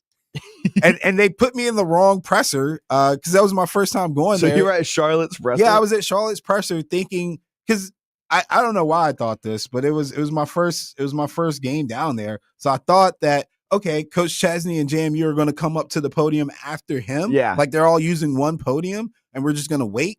And then I noticed all the decorations and I was like, this doesn't look like they're going to take this down. And I couldn't imagine Chesney doing a presser with all this like 49er stuff around. And come to find out, the presser for JMU was like in like the weight room. Yeah, like in front of their or whatever it is. Yeah. So I got to experience the Biff press conference experience, and he was quite the character. I learned a lot about his personal life and how he didn't really need this, and he was just out here for the kids, and he loves football. So he's perfect for Michigan as a substitute coach. Oh man! Apparently, Biff Poggi is the one that got Harbaugh to love the kids. Yeah, I would imagine he did. There was a story where Biff Poggi was just like telling Harbaugh, he was like, you just gotta love the kids, man. Yeah, and it's like because Jim coming from that NFL background probably did not have much compassion. It's so like, all. Biff Poggi is such an interesting guy. He really is a genuinely good man.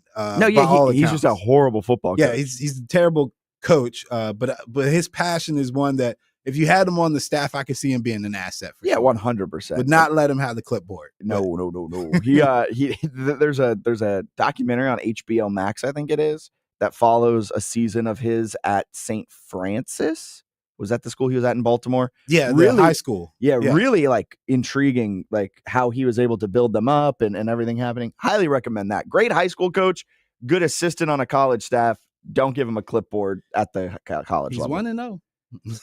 with Michigan. He's 1-0 with Michigan. Yeah, that's a big asterisk because he's not 1-0 with Charlotte. That's crazy that he's like, it's just the circumstances surrounding it and the fact that he goes from coaching high school to getting fired from Charlotte to being in probably the game of the week this weekend in Michigan versus Nebraska as the head coach on a one-off. This is his last head coaching gig right here. I wonder if he'll go sleeveless for this one. Just one last go around. A couple games around the Commonwealth. We've got a lot of games in action. JMU's at Liberty. Virginia Tech is hosting FCS Wofford. UVA is hosting ACC Stanford. Old Dominion's on a bye. Richmond is hosting VMI. William & Mary is hosting Charleston Southern. And in the Division II CIAA ranks, Union is hosting Johnson C. Smith, and State is down at Winston-Salem State. So a lot of games around the Commonwealth this weekend. I'll be on the call for the Union Johnson C. Smith game. Very excited for that. I won't spend too much time talking about it, but Union 1-1 off of a tough loss their last time out, and Johnson C. Smith comes in 3-0. They have a big win against Valdosta State. This is a top 25 matchup in Division II. So it should be a huge, huge game at Hovey Field on a Saturday 6 p.m. kick. Yeah, I've been hearing great things about Union, though, even though they're 1-1. So I'm looking forward to the upset. Got a little interesting stuff happening at their quarterback position. RJ Rosales is their starting quarterback. Mark Wright was their starter coming into the season. Mark Wright left the program on August 31st. So that was interesting kind of they went into it thinking they're going to have these two quarterbacks. They had the two quarterbacks for their opening game against Miles College up in Canton. He then left the program. He tweeted it, and now it's RJ's show. He had a solid game last time out. He had a good connection, I think, with Jeremiah Francis, their tight end wide receiver, looking to kind of parlay that into a Johnson C. Smith win and trying to get their defense back kind of to what they expect out of their defense, not allowing 40-plus points or whatever it was their last time out. For JMU, they head over to Lynchburg to take on the Flames in what should be a pretty exciting battle of the Blue Ridge rivalry. JMU a favorite in this one. Liberty, they come in 1-2. Liberty fresh off of a loss against Bowling Green, Jacksonville State, after their Maine win to start the season over FCS Maine. Things have been a struggle for Liberty, right? Liberty, they rank 130th in the nation out of 134 schools in rush yards allowed per game. They have yet to get a turnover. They have turned the ball over 6 times through 3 games. That's been their Achilles heel. And their special teams has been an absolute mess as their field goal kicker has been struggling to start the year. All that being said, they have outgained every single one of their opponents so far this season. Their issue has been the turnovers, shooting themselves in the foot, mental mistakes, and missing field goals, missing those chip shots. And because of that, they ended up losing to Jacksonville State. They ended up losing to Bowling Green in winnable games. And now they kind of have this chip on their shoulders. JMU goes there this weekend, and JMU, we don't really know what to expect fully out of them, right? Game 1 is against an FCS opponent. Game 2 is against a college football playoff type of team in Louisville, then a bye week. And now you get like your first real test. JMU ranks 43rd in the nation as it stands right now in EPA per play at 0.2. So on a per play basis, they are adding points to the scoreboard. Liberty ranks 87th in the nation in EPA per play at 0.01. So quite a wide discrepancy between the two.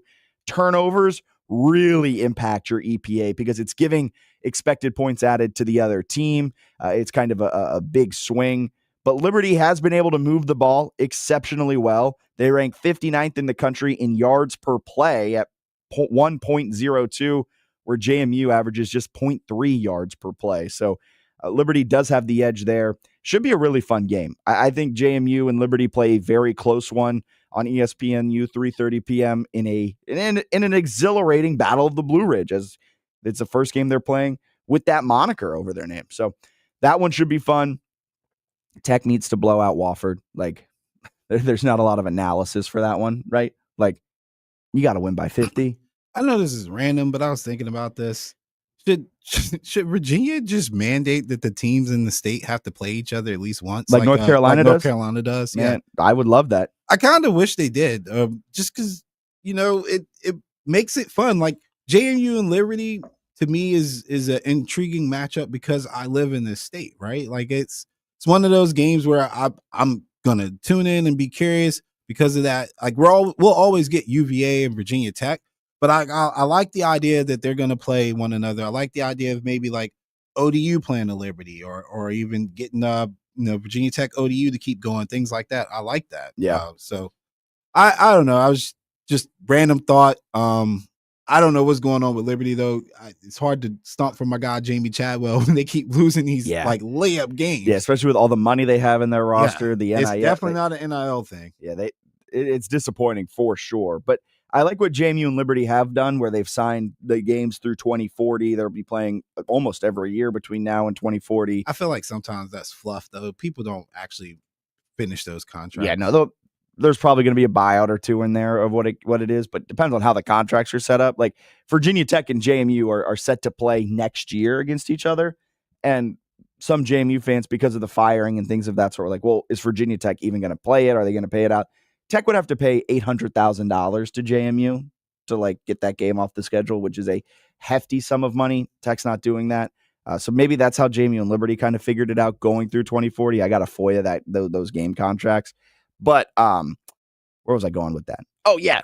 Yeah, state schools should play each other. I think that's so fun. And not only should they play each other, like Charlotte hosts Duke. Charlotte gets to host Wake and like UNC. Like they're fun games. Yeah. Where like I would love to see Virginia Tech at JMU. And the reason why UNC is going to Charlotte in North Carolina is because that the state government has mandated that all state schools must play each other.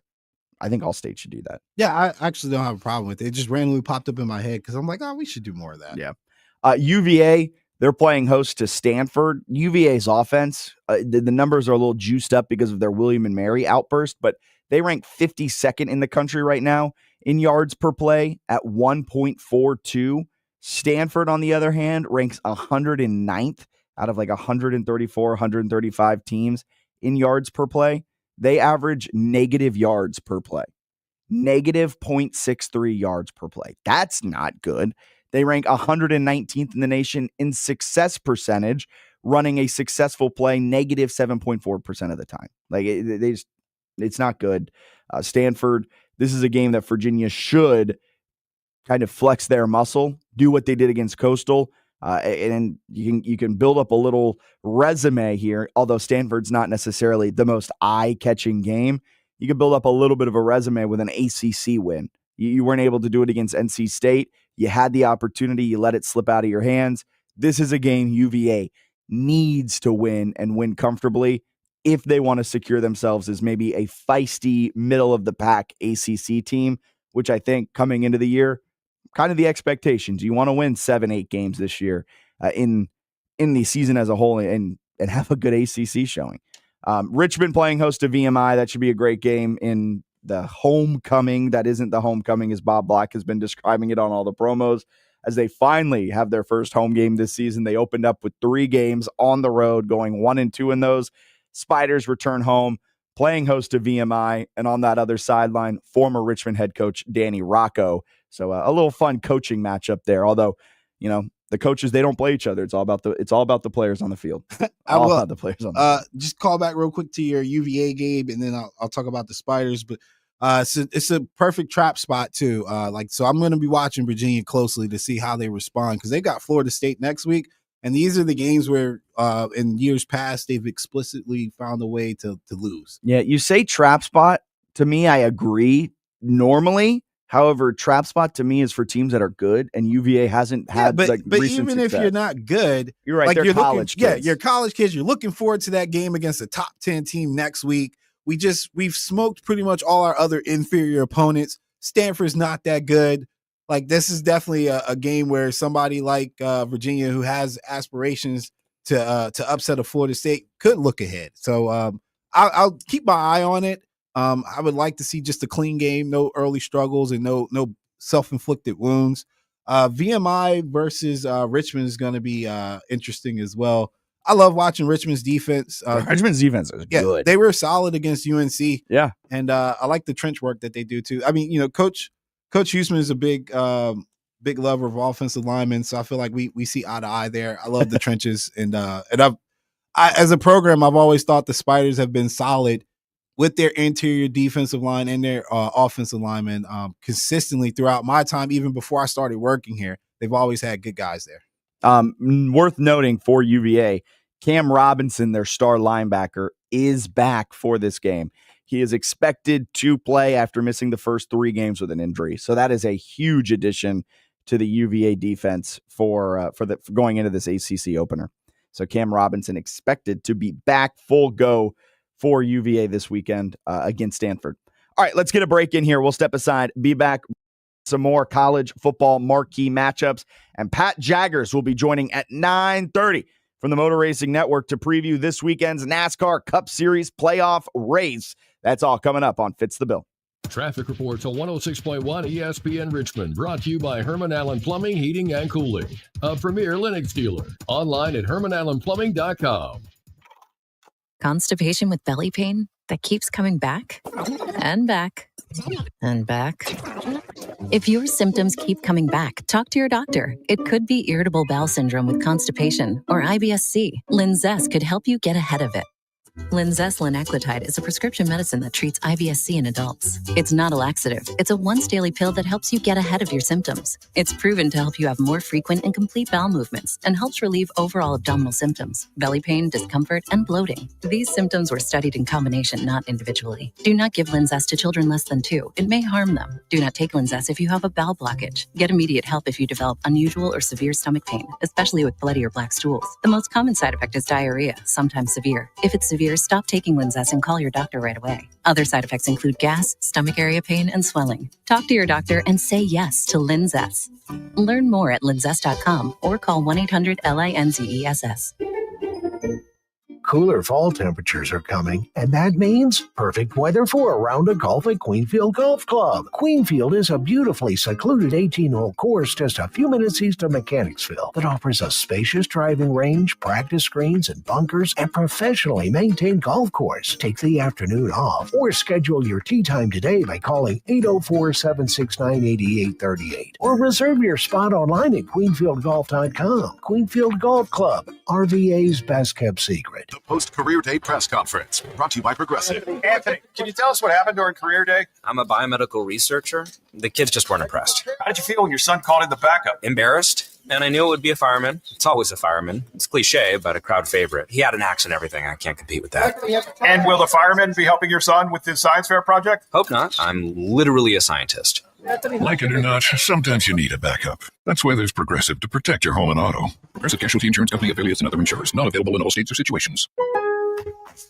It's Pro Savings Days at Lowe's. Get up to 35% off select major appliances and save an additional $1,000 when you buy 4 select LG major appliances. Plus, get a free DeWalt 20-volt max 5-amp-hour battery when you buy a select DeWalt 20-volt max tool. Get the job done for less at Lowe's. We help. You save.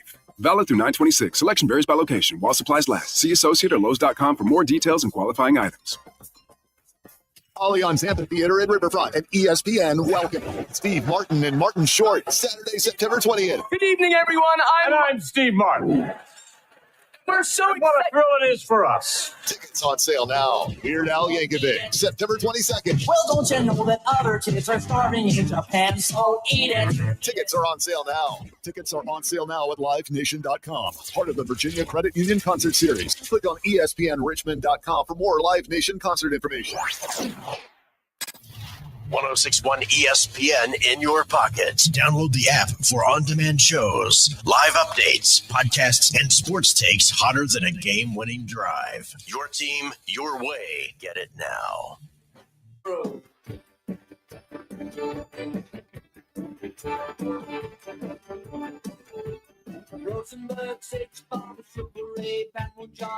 Welcome back in, Fitz the Bill. I'm Jack Fitzpatrick, Alan alongside. We take a look at some of the marquee college football matchups. We've spent some time talking Michigan, Nebraska, as that has been dubbed the biggest quarterback duel, the most star-studded quarterback duel of the Big Ten of the 2020s. Whew, whatever that means. So we spent enough time on that one. We do want to take a look around where Oklahoma plays host to Auburn, which is having the makeups to be a very good football game. As John Mateer, he bet on himself. He went from Washington State to Oklahoma, and he has been balling out for Brent Venables and that team as the Sooners look to keep the good times rolling to start this year against Auburn, who has Jackson Arnold, a little revenge game for him there. He has found a new home, though, down there in Alabama with Hugh Freeze, as they got a little upset on their mind this weekend. Auburn taking on Oklahoma. Do you like that game? I think that'll be an entertaining game. I look forward to the Jackson Arnold revenge game narrative there. I want to see more out of Venables in Oklahoma because honestly, before the season started, I didn't really count them out of the Red River because you never know. But I would say they're in the driver's seat. Well, I didn't think it would be that entertaining, right? But Yeah. now I'm intrigued because I'm like, yo, wait, Oklahoma's cooking with a little bit of something, man. This might be a whole lot better than I thought, especially after seeing how bad Arch has played. So, and their schedule hasn't been that easy either. So Oklahoma is going to do some heinous things to Arch. That defense is so good. That Venables defense. it is, but I have to call back to this. It's not comparable to any of those Clemson teams that he had. So I don't know. He doesn't have the same talent that he had at Clemson. I don't know what Jamie was referring to this morning, but I just want to make sure I keep reiterating that those are not comparable. Currently, right now, though, I will say they rank first in the nation in EPA allowed per passing play. Which is great. Which is very good, which means every time an opponent drops back to pass, if you look up at the scoreboard and it went out, 2 or 3 decimal points, 0.6 points would be coming off of the board every time an opponent passes against Oklahoma. That is how dominant that defense is against the pass. Against the run, they're very good, 37th in the nation, but they are very good against the pass. And they've only allowed opponents to get 22% of all available yards so far this season, which is 3rd best in the nation. And they've got a fun schedule. I'm looking it up right now because I wanted to make sure that they can get against some good offenses because Bryce Underwood of Michigan didn't pose a threat. They played Temple and they played Illinois State. So Auburn's solid. Texas is Texas is what I just did, chuckled.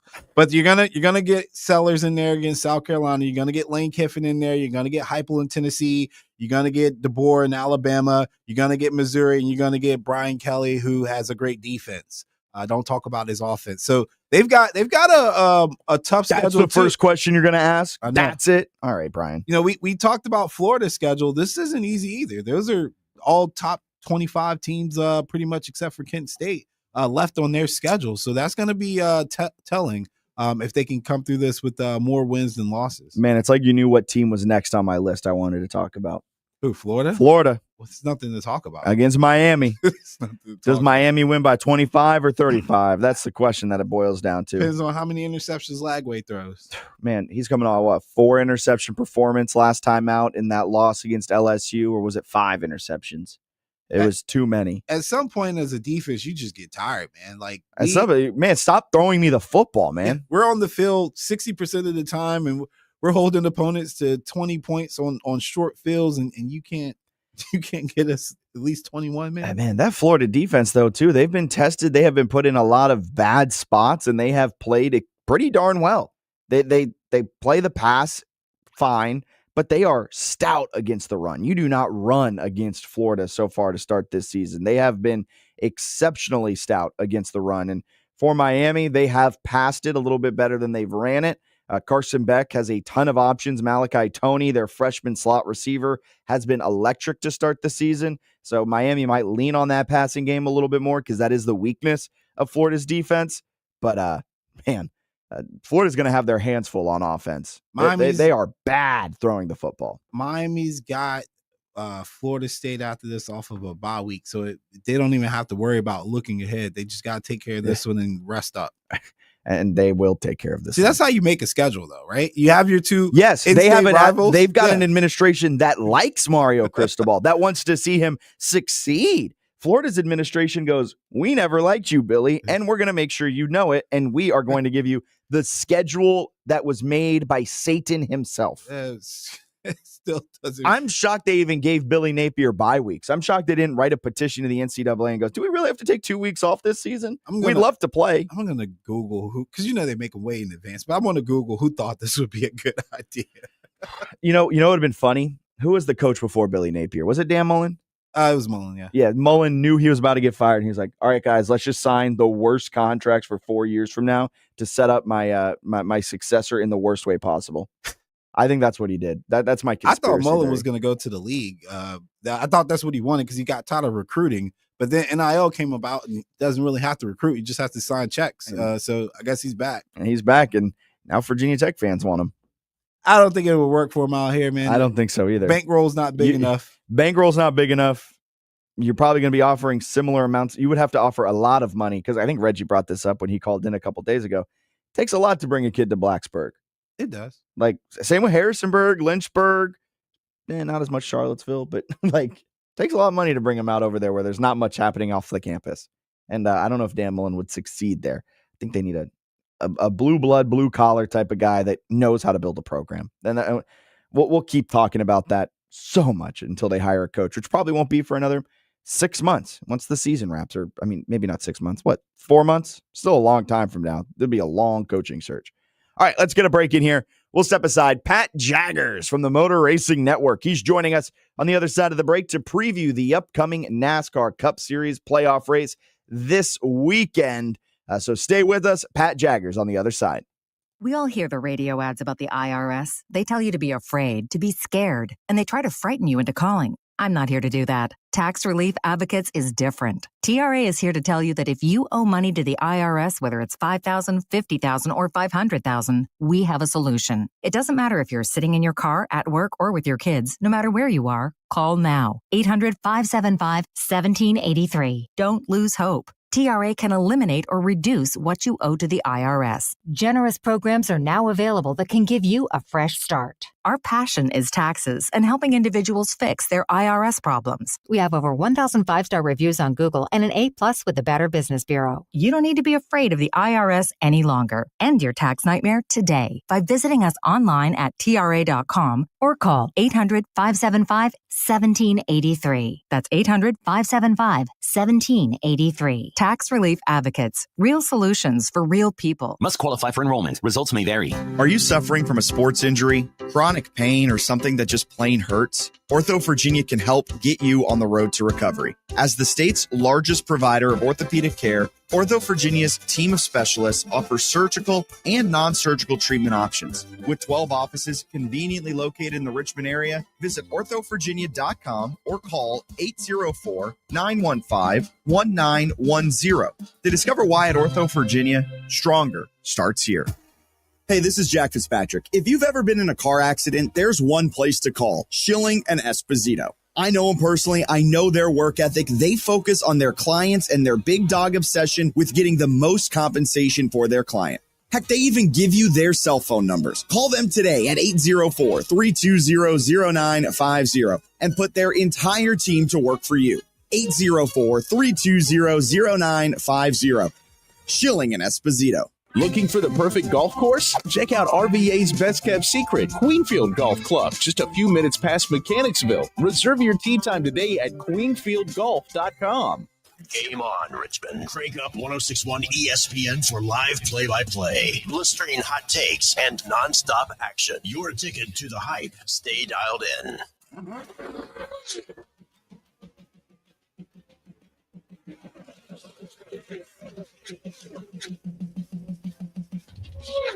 And now, Pat Jaggers.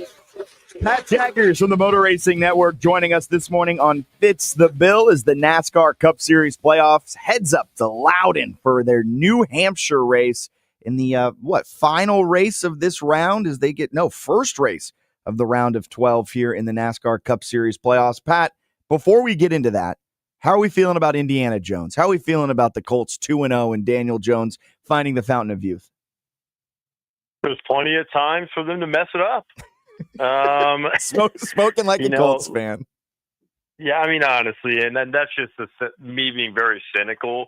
It seems like anything that could go right has gone right for the Colts, and that's usually not how it happens. If they're going to lose in a terrible way because they were not able to make a couple plays. It's usually how it's gone the last few years for them. But it's been a lot of fun to watch. I'm enjoying the ride, man. It's a long football season, as you know. But right now, if you feel pretty good if you're an Indianapolis Colts fan because they're 2-0, something that has not happened. I think I saw the stat the other day. It was like 2008 or 2005. They hadn't won an opener since 2013. And the next really thing that they got to get accomplished is going on the road and beating Jacksonville here in a few weeks. That's something that they haven't done in 15 plus years. So it's going to, I think it's 2013. But regardless, I think that this is obviously the Colts have shown that all these things you expect them to do early on in the season, that's not the case this year. So hopefully this continues, and not going to lie, it's been a lot of fun to watch a team that really seems to be playing with a lot of confidence. And I've always felt like they had the weapons and the assets to be good. I've always felt like they had a lot of really good skill players, a solid offensive line. They needed a quarterback that could consistently get those weapons the ball. And that's what we're seeing this year. And the offense is clicking on all cylinders. You've got a quarterback throwing 300-plus yards. You got a running back that's putting together 200-plus of scrimmage against a Broncos defense that was everybody told us was going to be the best in the NFL. Well, that wasn't the case because the Indianapolis Colts might have the best offense. Who knows? It's week 3. We're going to find out a lot more over the next few. But I'll tell you one thing: I'm loving life, and it's great to be 2-0. And people asking me, are the Colts one of the best 5 teams in football? Absolutely not, but I'm enjoying it right now. Hey, and you haven't punted yet. You probably don't even know the name of your punter because you haven't had to see it on your screen yet this season. Impressive. I mean, that's just impressive. Rodrigo hasn't had to punt Sanchez. Rigoberto Sanchez. What a name. Rigoberto. Rodrigo used to be the kicker. We called him Hot Rod. Yeah. Yes. Blankenship. He's a bum. What, Georgia kick or something like that? I don't know. You said it's a long season in the NFL, Pat. Man, it's a long NASCAR Cup Series season too. We start. Yeah, you're telling me, brother. Yeah, I know you've been out there almost every weekend, dating back to the 500 on February 16th. It's now September 19th. They'll be racing September 21st on Sunday up at Loudon for the New Hampshire Motor Speedway. Going into the round of 12.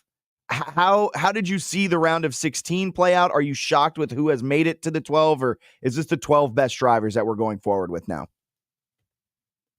Honestly, I do believe that is the case. I just looking at the points and the way things kind of played out. You had 2 first-time playoff drivers in Josh Berry and Shane Van Gisbergen get eliminated.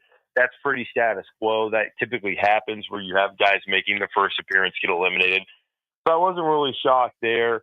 Austin Dillon as well. I mean, I don't want to say it, Richmond's a fluke because it was 2 years in a row where he went there and he was the best car and he won. But in the playoffs in the year as a whole, they were not good enough to rip off a run and really make some things happen. So, I'm not really too shocked or completely flabbergasted by who did or didn't make it. I think this is the round, Jack, that you're going to see kind of some crazy stuff happen. I look at how this thing played out. Wasn't really shocked about Bowman. I think that's the beginning of an end there. Maybe Bowman's there one more year, but man, I've been hearing so many rumblings behind the scenes of people I talk to about what's going to happen within the 48 car within the next 2 years. I'm not going to lie to you. This is just my opinion. That 48 team has underperformed the last couple of years, and they've been given a lot of resources to kind of to exceed expectations and finishing 13th in the playoffs. Obviously the season could still play out and they could finish 16th, but with the way things work and the way our system works, Alex Bowman, finishing 13th, like that's not the Hendrick standard. I mean, they expect all 4 of their guys to make long, deep runs in the playoffs, and with the resources and the money being put on the table, I get it completely. Them and Gibbs, they expect the most out of their drivers. Obviously, Ty Gibbs' situation's a little different when your grandpa owns the company and they see you as a development guy and a guy that needs, 4 or 5 years to really see what's going on. But Alex Bowman's been doing it a long time, and he's been given opportunity after opportunity. So I'm not going to get on here and give a hot take and say he's out at the end of the season, but everything I'm hearing behind the scenes indicating that, it sounds like the beginning of the end for the 48 and Alex Bowman at Hendrick Motorsports. And I wouldn't be shocked at all if they completely redid that team at the end of the year, Jack. I'm talking crew chief changes. I'm talking engineering changes. I'm talking all sorts of changes to really get that team where they think it needs to be in regard to the other three, like Chase Elliott, Kyle Larson, and William Byron, who year in, year out have shown that what they're capable of. Yeah, I mean, that was going to be my next question. Like, you've got the rest of your Hendrick teammates not only still in the playoffs, but if the playoffs went to the next round today, they are all in the top 8. Chase Elliott's 7th, Kyle Larson's 3rd, William Byron's 2nd. Like, Hendrick is putting these guys in spots where they can win. And Alex Bowman, not only are you in an historic number in 48 that has won, 7 championships since the year 2000. That was a dominant team with Jimmy Johnson and Chad Knaus. Now it's Alex underperforming. There's just got to be so much pressure on him heading into the offseason into next year. Oh, well, absolutely. I mean, man, we see this happen in sports all the time. I've witnessed it firsthand in numerous occasions. It's always hard to be the guy after the guy, right? I mean, think about it in sports. When you look at, for example, college basketball, Chris Mack had the impossible challenge of being the guy after Rick Pitino. I mean, just think about that. And, Mark Pope has that challenge right now at Kentucky, being the guy after John Calipari. I mean, it's just, we see this in sports all the time. I mean, look what's happened to the New England Patriots. Nobody wants to be the guy after Bill Belichick, right? I mean, if Mike Tomlin were to leave the Pittsburgh Steelers, how impossible would it be to be the guy that follows up the incredible career that he's had there?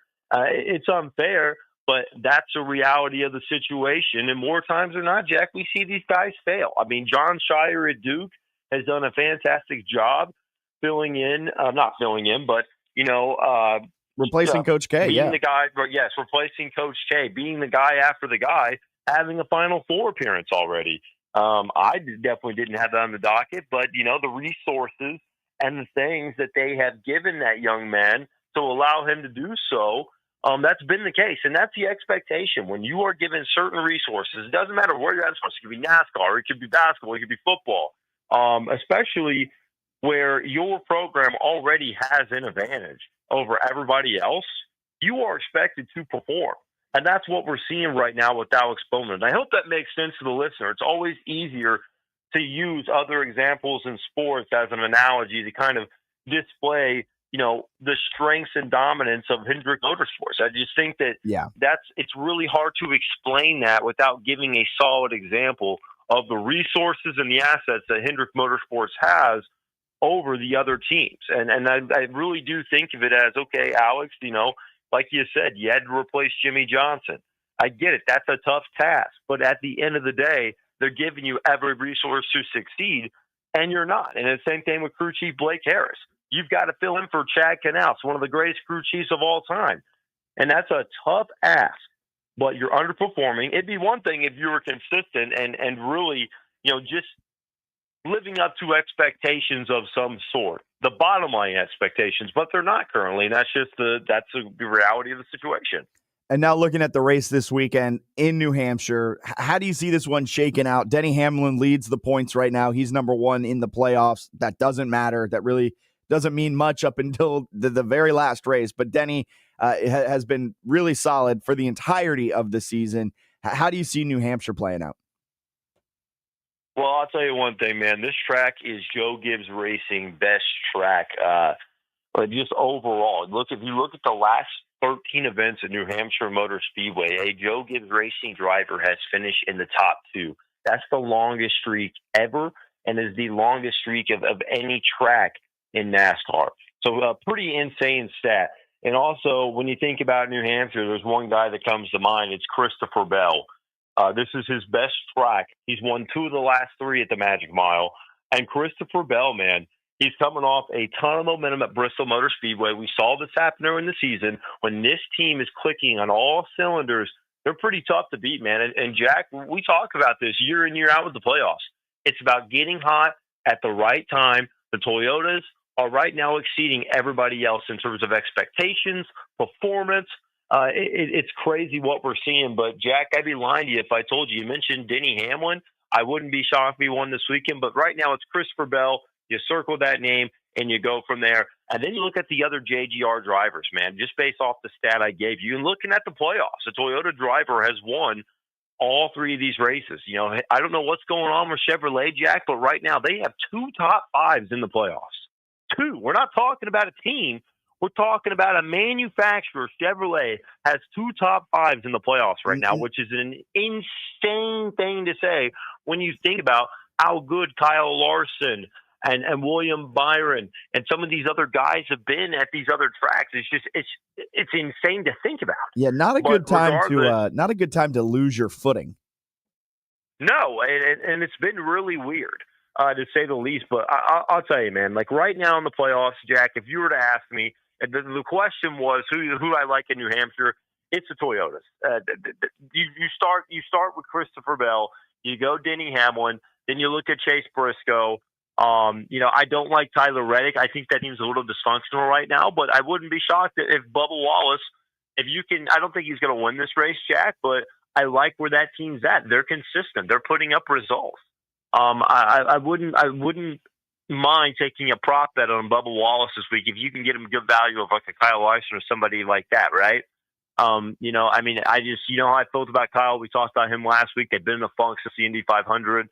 I think that you start with the Toyotas, go from there based off the data and the information that's been presented, and you look at that. Also, a crazy stat, Jack. The last 8 races, speaking of Bubba Wallace, since he won in Indianapolis, have been won by 8 different Cup drivers. I think that trend ends this weekend. I think we see a Toyota repeat winner, and I think it comes from the Joe Gibbs Racing stable. I love it. I love it, Pat. Thank you so much for joining us on this Friday morning. Have a wonderful rest of your Friday. I did just maybe I've been looking over the FanDuel odds, and Christopher Bell's looking quite juicy right now in terms of what you just said. Appreciate it. How can people watch this weekend's race? Well, it's going to be this weekend. If you guys want to listen, our friends at Performance Racing Network has the calls, and the Motor Racing Network is back with your coverage for next weekend at Kansas Speedway. A lot of great racing coming up here, and the season's winding down, so not a lot of opportunities left to watch and listen. But like I say, each and every single week, to the ESPN Richmond listeners, if you guys get the opportunity, watch the broadcast on TV, then take the regular broadcast and sing together. You'll never go back. It's one of the most exciting things in all of sports. You'll be on the edge of the seat for the entire broadcast. But Jack, thank you as always, and hope you guys have a great and wonderful weekend. You as well. Talk to you next Friday, Pat. Absolutely. There goes Pat Jaggers from the Motor Racing Network joining us to talk about this upcoming race at New Hampshire, the Mobile One 301, as it goes 301 laps, 318 miles. Christopher Bell has won it 2 of the last 3 years. He won it last season. If you're into sports betting, he's plus 300 to win, but that's a completely side story. All right, let's get a break in here. Step aside. Be back to wrap up this Friday. Get you set for the weekend right here on 106.1 ESPN Richmond.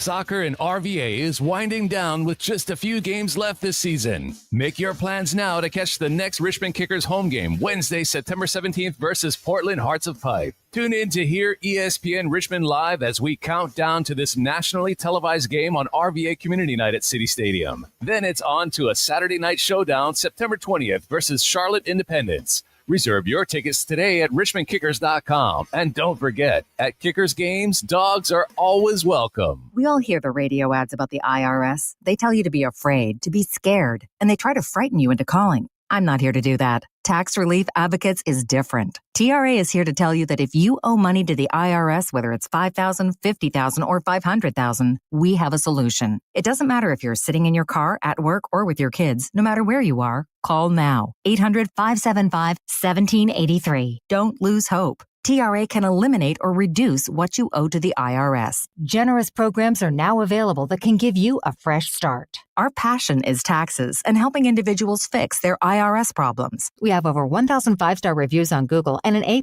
with the Better Business Bureau. You don't need to be afraid of the IRS any longer. End your tax nightmare today by visiting us online at TRA.com or call 800-575-1783. That's 800-575-1783. Tax Relief Advocates. Real solutions for real people. Must qualify for enrollment. Results may vary. For you and I, this is waste. But to a tree's roots, it's dessert. Just ask the pros at Robinson's Plumbing Service. Just because it's fall doesn't mean trees stop growing. Right now, their roots are spreading, seeking out any water they can find. A great source is your sewer main. The roots slowly work themselves into the drain pipe. Once inside, they get all the moisture they want. Then they expand and multiply. That causes slow drainage, clogs, and sometimes backups. If you've got a slow drain, call Robinson's Plumbing Service now. They'll bring out their pipe cameras, drain machines, and cheddars. If there's a clog, they can blast out those invading roots. And if your line needs replacing, Robinson's Plumbing Service also has excavators. And don't worry, Robinson's Plumbing won't hurt your trees. Fall is here, the leaves may be dropping, but the roots are still spreading. So if you're seeing signs of a slow drain, call Robinson's Plumbing Service, voted the Richmond area's best plumbing service. Schedule your appointment now at robinsonsplumbingservice.com.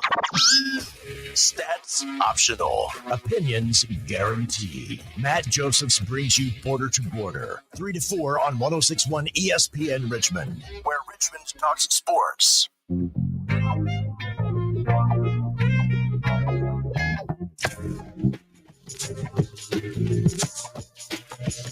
Welcome back in 106.1 ESPN Richmond. Fitz the Bill on this Friday morning as we get you set for the weekend.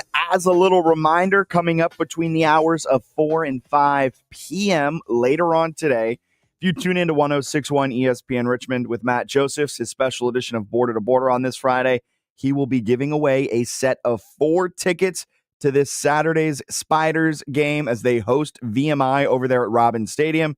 So tune in today between 4 and 5 p.m. for your chance to win a set of 4 tickets to the Richmond Spiders game as they host VMI.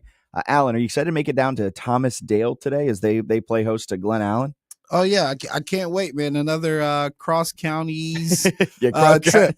Man, the 804 is massive, isn't it? Yeah, but I'm happier to and I'm not saying this is a knock. I love Colonial Downs and everything. Colonial Downs is fantastic, but you're dry. The trip from Colonial at 6 p.m. to get to Midlothian High School. I made the mistake on that one in scheduling. I should have looked for something on the east side. Instead, I went west. And I think I just missed the kickoff, which was impressive. Yeah, that was really impressive. And I didn't speed. I swear I did. It took you an hour to get from it really took me an hour to Midlothian. Yeah. So, but no, I'm looking forward to Thomasdale, Glen Allen. And then also we're doing a concession thing, right? Man, you took the words right out of my mouth. We're starting something tonight. Look. We're going around. We're going to games every Friday night. So what's there Friday night? Some places you got fried pork chops. No, I will tell you, Verina.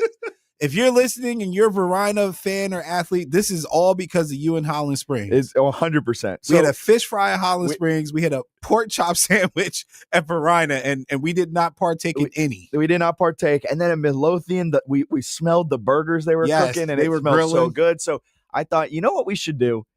There's so much of a Friday night lights football game is what's happening at the concession stand. We got to start each game with a food review. No, for sure. At each of these stadiums. So unfortunately for Highland Springs, for Verina, for Midlothian, you guys were pre-food review. Don't worry, I'm gonna circle back to you guys. We may try to make our way back one random Friday, and we'll try to find our way back. So we just so I can experience what this fried pork chop that Alan has been raving about now for 2 weeks is like. It was a bone-in fried pork. You just don't know what it does to people from the country. Man. Yeah, I mean, I need to try this. I was in Iowa at the Iowa State Fair in my past life, at my past job. The amount of fried pork I had, it is life-changing. It is truly chef's kiss exceptional. So we'll be starting food reviews. You can find all the food reviews on Fitz the Bill, ESPN RVA on Instagram. That's also where you can find our post-game interviews with coaches, with players after every one of our Talk of the Towns games of the week. So you do not want to miss that. Give us a follow on Instagram, Fitz the Bill, Fitz, Fitz the Bill, ESPN RVA on Instagram, and you won't miss anything from these Talk of the Town games. All right, let's head out to the phone lines as we wrap up on this Friday. We've got Reggie on line one. Good morning, Reggie. How we doing?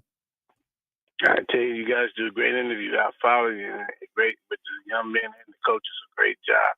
But I'm already calling my shot. Dr. Henry Frazier of the Mighty Men of Troy will get his 100 victory this week against those Rams. I can't stand those Rams. Ever since when the coach of Travis Scott and the Mighty Chosen kicked their candy behinds in the Chevrolet Championship down and their home field in Durham, North Carolina. And there's some politics behind that, but I'm not going to get into that as years gone by. But we settled it on the field, though. We kicked their butts on the field. And I got to tell you, Fritz, Union got the hands over John C. Smith, man. I don't know if y'all going to pull that one off. Yes. And how you get 40 penalties and the game between Virginia Union and Miles, how do you get 40 penalties, man? Can you explain that to me? They got 40 penalties. Yeah, they've been kind of heavily penalized here to start the season. That's been kind of their Achilles heel. It was a 45-3 win, got some penalties. I think last week there were 70 penalties or something crazy called in their game against Edward Waters. Between them and Edward Waters, it combined for some 400 yards and penalties. How do you do 400 yards? Look, refs have a very difficult job. I understand, but like at a certain point, TV game. like at a certain point, I'm there to watch the game. If they're both committing the penalties, at a certain point, stop throwing the flag. We're not getting any advantage over this. I want to see the game go. But yeah, this is going to be. I mean, they lost to Johnson C. Smith down at Charlotte last year, but they still ended up winning the CIAA after Johnson C. Smith kind of melted down the final 2 weeks of the season last year. But this is going to be a huge game for him. Reggie, do you know why this isn't considered a conference game? Yeah, well, basically they realigned the conference and they decided that they have a North and South division. That's why they consider it not a conference game. Okay, it's always those weird things. I always like it's like how UVA played NC State a couple weeks ago, and that wasn't a conference game. Yeah, make that make sense. Procedure, that's all. Make that make sense. I'm not a fan of that. Yeah. Keep up the great work, guys. You're doing a great job. Appreciate it, Reggie. Have a great rest of your day. Hopefully we see that win number 100 over the weekend. Hey, hold on real quick, Reggie. Look, if you saw a fried pork chop sandwich that said bone in, would that not get your attention? Is he gone? Oh, man. I wanted to get a second opinion on that. No, you're right. I mean, yeah, 100% it would change it. Like that. I had to do a double take at Highland Springs seeing a fish fry. Yeah, now, as my kids say, I'm a big back, and they're right. I will definitely double back for some food. Growing up going to Massaponax High School in Fredericksburg, Virginia, we did not have fish fries. We did not have fried pork chops. We had the band parents grilling. Amherst County had everything from your like standard pizzeria to literally like your carnival food, funnel cake, somebody's out back doing some brisket and y'all's stuff like field that. Is nice too. Oh yeah, now the field was immaculate, all things considered. It's only like 2,000 people in the county, but our field is probably better than Highland Springs, which is insane. Yeah, I mean, we take it seriously. The track is really good too, as you would know. Yeah, Nike invested, so heck yeah. I don't know why. Good for them. Hey, who knows? Who knows? But I'm looking forward to the matchup tonight. Glen Allen, Thomasdale. There are two teams in Rob Witham's RVA Sports Network, his top 12 poll that he puts out every week. There are two teams in his top 12, so it should be a very good game between the two. And they're closely ranked in his top 12, right? Yes. Yeah. So speaking of games last night, Midlothian played and they won. So good for them after visiting from last week. That defense for Midlothian, we saw them on full display last Friday. I think they only allowed 6 points in that game. So on the season, 16 points allowed through 4 games. Yeah, Powhatan's receiver, the one you said going to JMU, he's really good. He was, and they shut him down. Yeah, no, you could tell. I like to see a coordinated defense. You could tell they're well coached, and they're one of the few defenses where the secondary just seemed like they were all on the same page from top to bottom. They play well together. Yes. Other games from last night, Colonial Heights got their first win of the season, 42-8 over Southampton. Surrey 38-0 over Charles City, and New Kent with a 20-10 win over Tab. Lots of games on the docket here for tonight. I wonder which one's going to have the best food. That's what it boils down to now. Well, Thomasdale, we're coming for your eat. Thomasdale, you are number one. You are the first one we are doing. I don't know if that's going to bode well for you. I don't know if it's not going to bode well for you, but you are the first one. So get ready. We are excited to start our food reviews. Like I said, Fitz the Bill, ESPN RVA on Instagram. You'll never miss anything. Our post-game interviews with coaches, with players, as well as now our food reviews and some behind-the-scenes things, some hot takes, everything like that is all on our Instagram, Fitz the Bill, ESPN RVA over there. And also tune in between 4 and 5 p.m. today. We are giving away a set of 4 tickets to the upcoming Richmond Spiders matchup, which is tomorrow. That game can be heard here. Coverage beginning at 1:30 p.m. Kickoff is at 2 p.m. as the Spiders host VMI. Then after that game, you can hear Illinois at Indiana. That game kicks off at around 7 p.m. Indiana, a 6.5-point favorite. Illinois, though, the higher-ranked team. The disrespect continues for the Fighting Brett Bielema. Bielema. There we go. There you go. I was adding an extra syllable in there. And then on Sunday, we've got a ton of football action. It starts with, who's the first game? The first game on Sunday is going to be Rams, Eagles, and then it's the Bears, Cowboys. Yeah. So a loaded weekend. You can hear all of that play-by-play action right here on 106.1 ESPN Richmond. Keep it locked right here. We are the spot where Richmond talks sports, and coming up next, we've got Clinton and Friends from 10 until noon. Then the Rich Eisen Show from 12 until 3. Then our special Friday edition of Border to Border with Matt Josephs from 3 until 5. Chris, if you're still listening, you can give him a call today. You can give him a call today and give him a piece of your mind about what he thinks about the Raiders. He's the one disrespecting them. I've been fine with the Raiders. I was just a little upset with your logic earlier. I can't wait to talk on Monday, regardless of the outcome on Sunday between the Raiders and the Commanders. And then we'll be out at Thomas Dale as they take on Glen Allen, the first of our food reviews. And, of course, our Talk of the Town post-game interviews presented by Ortho Virginia and Dave and Buster's. We'll be back Monday morning, same time, same place on your dial. Until then, have a wonderful weekend.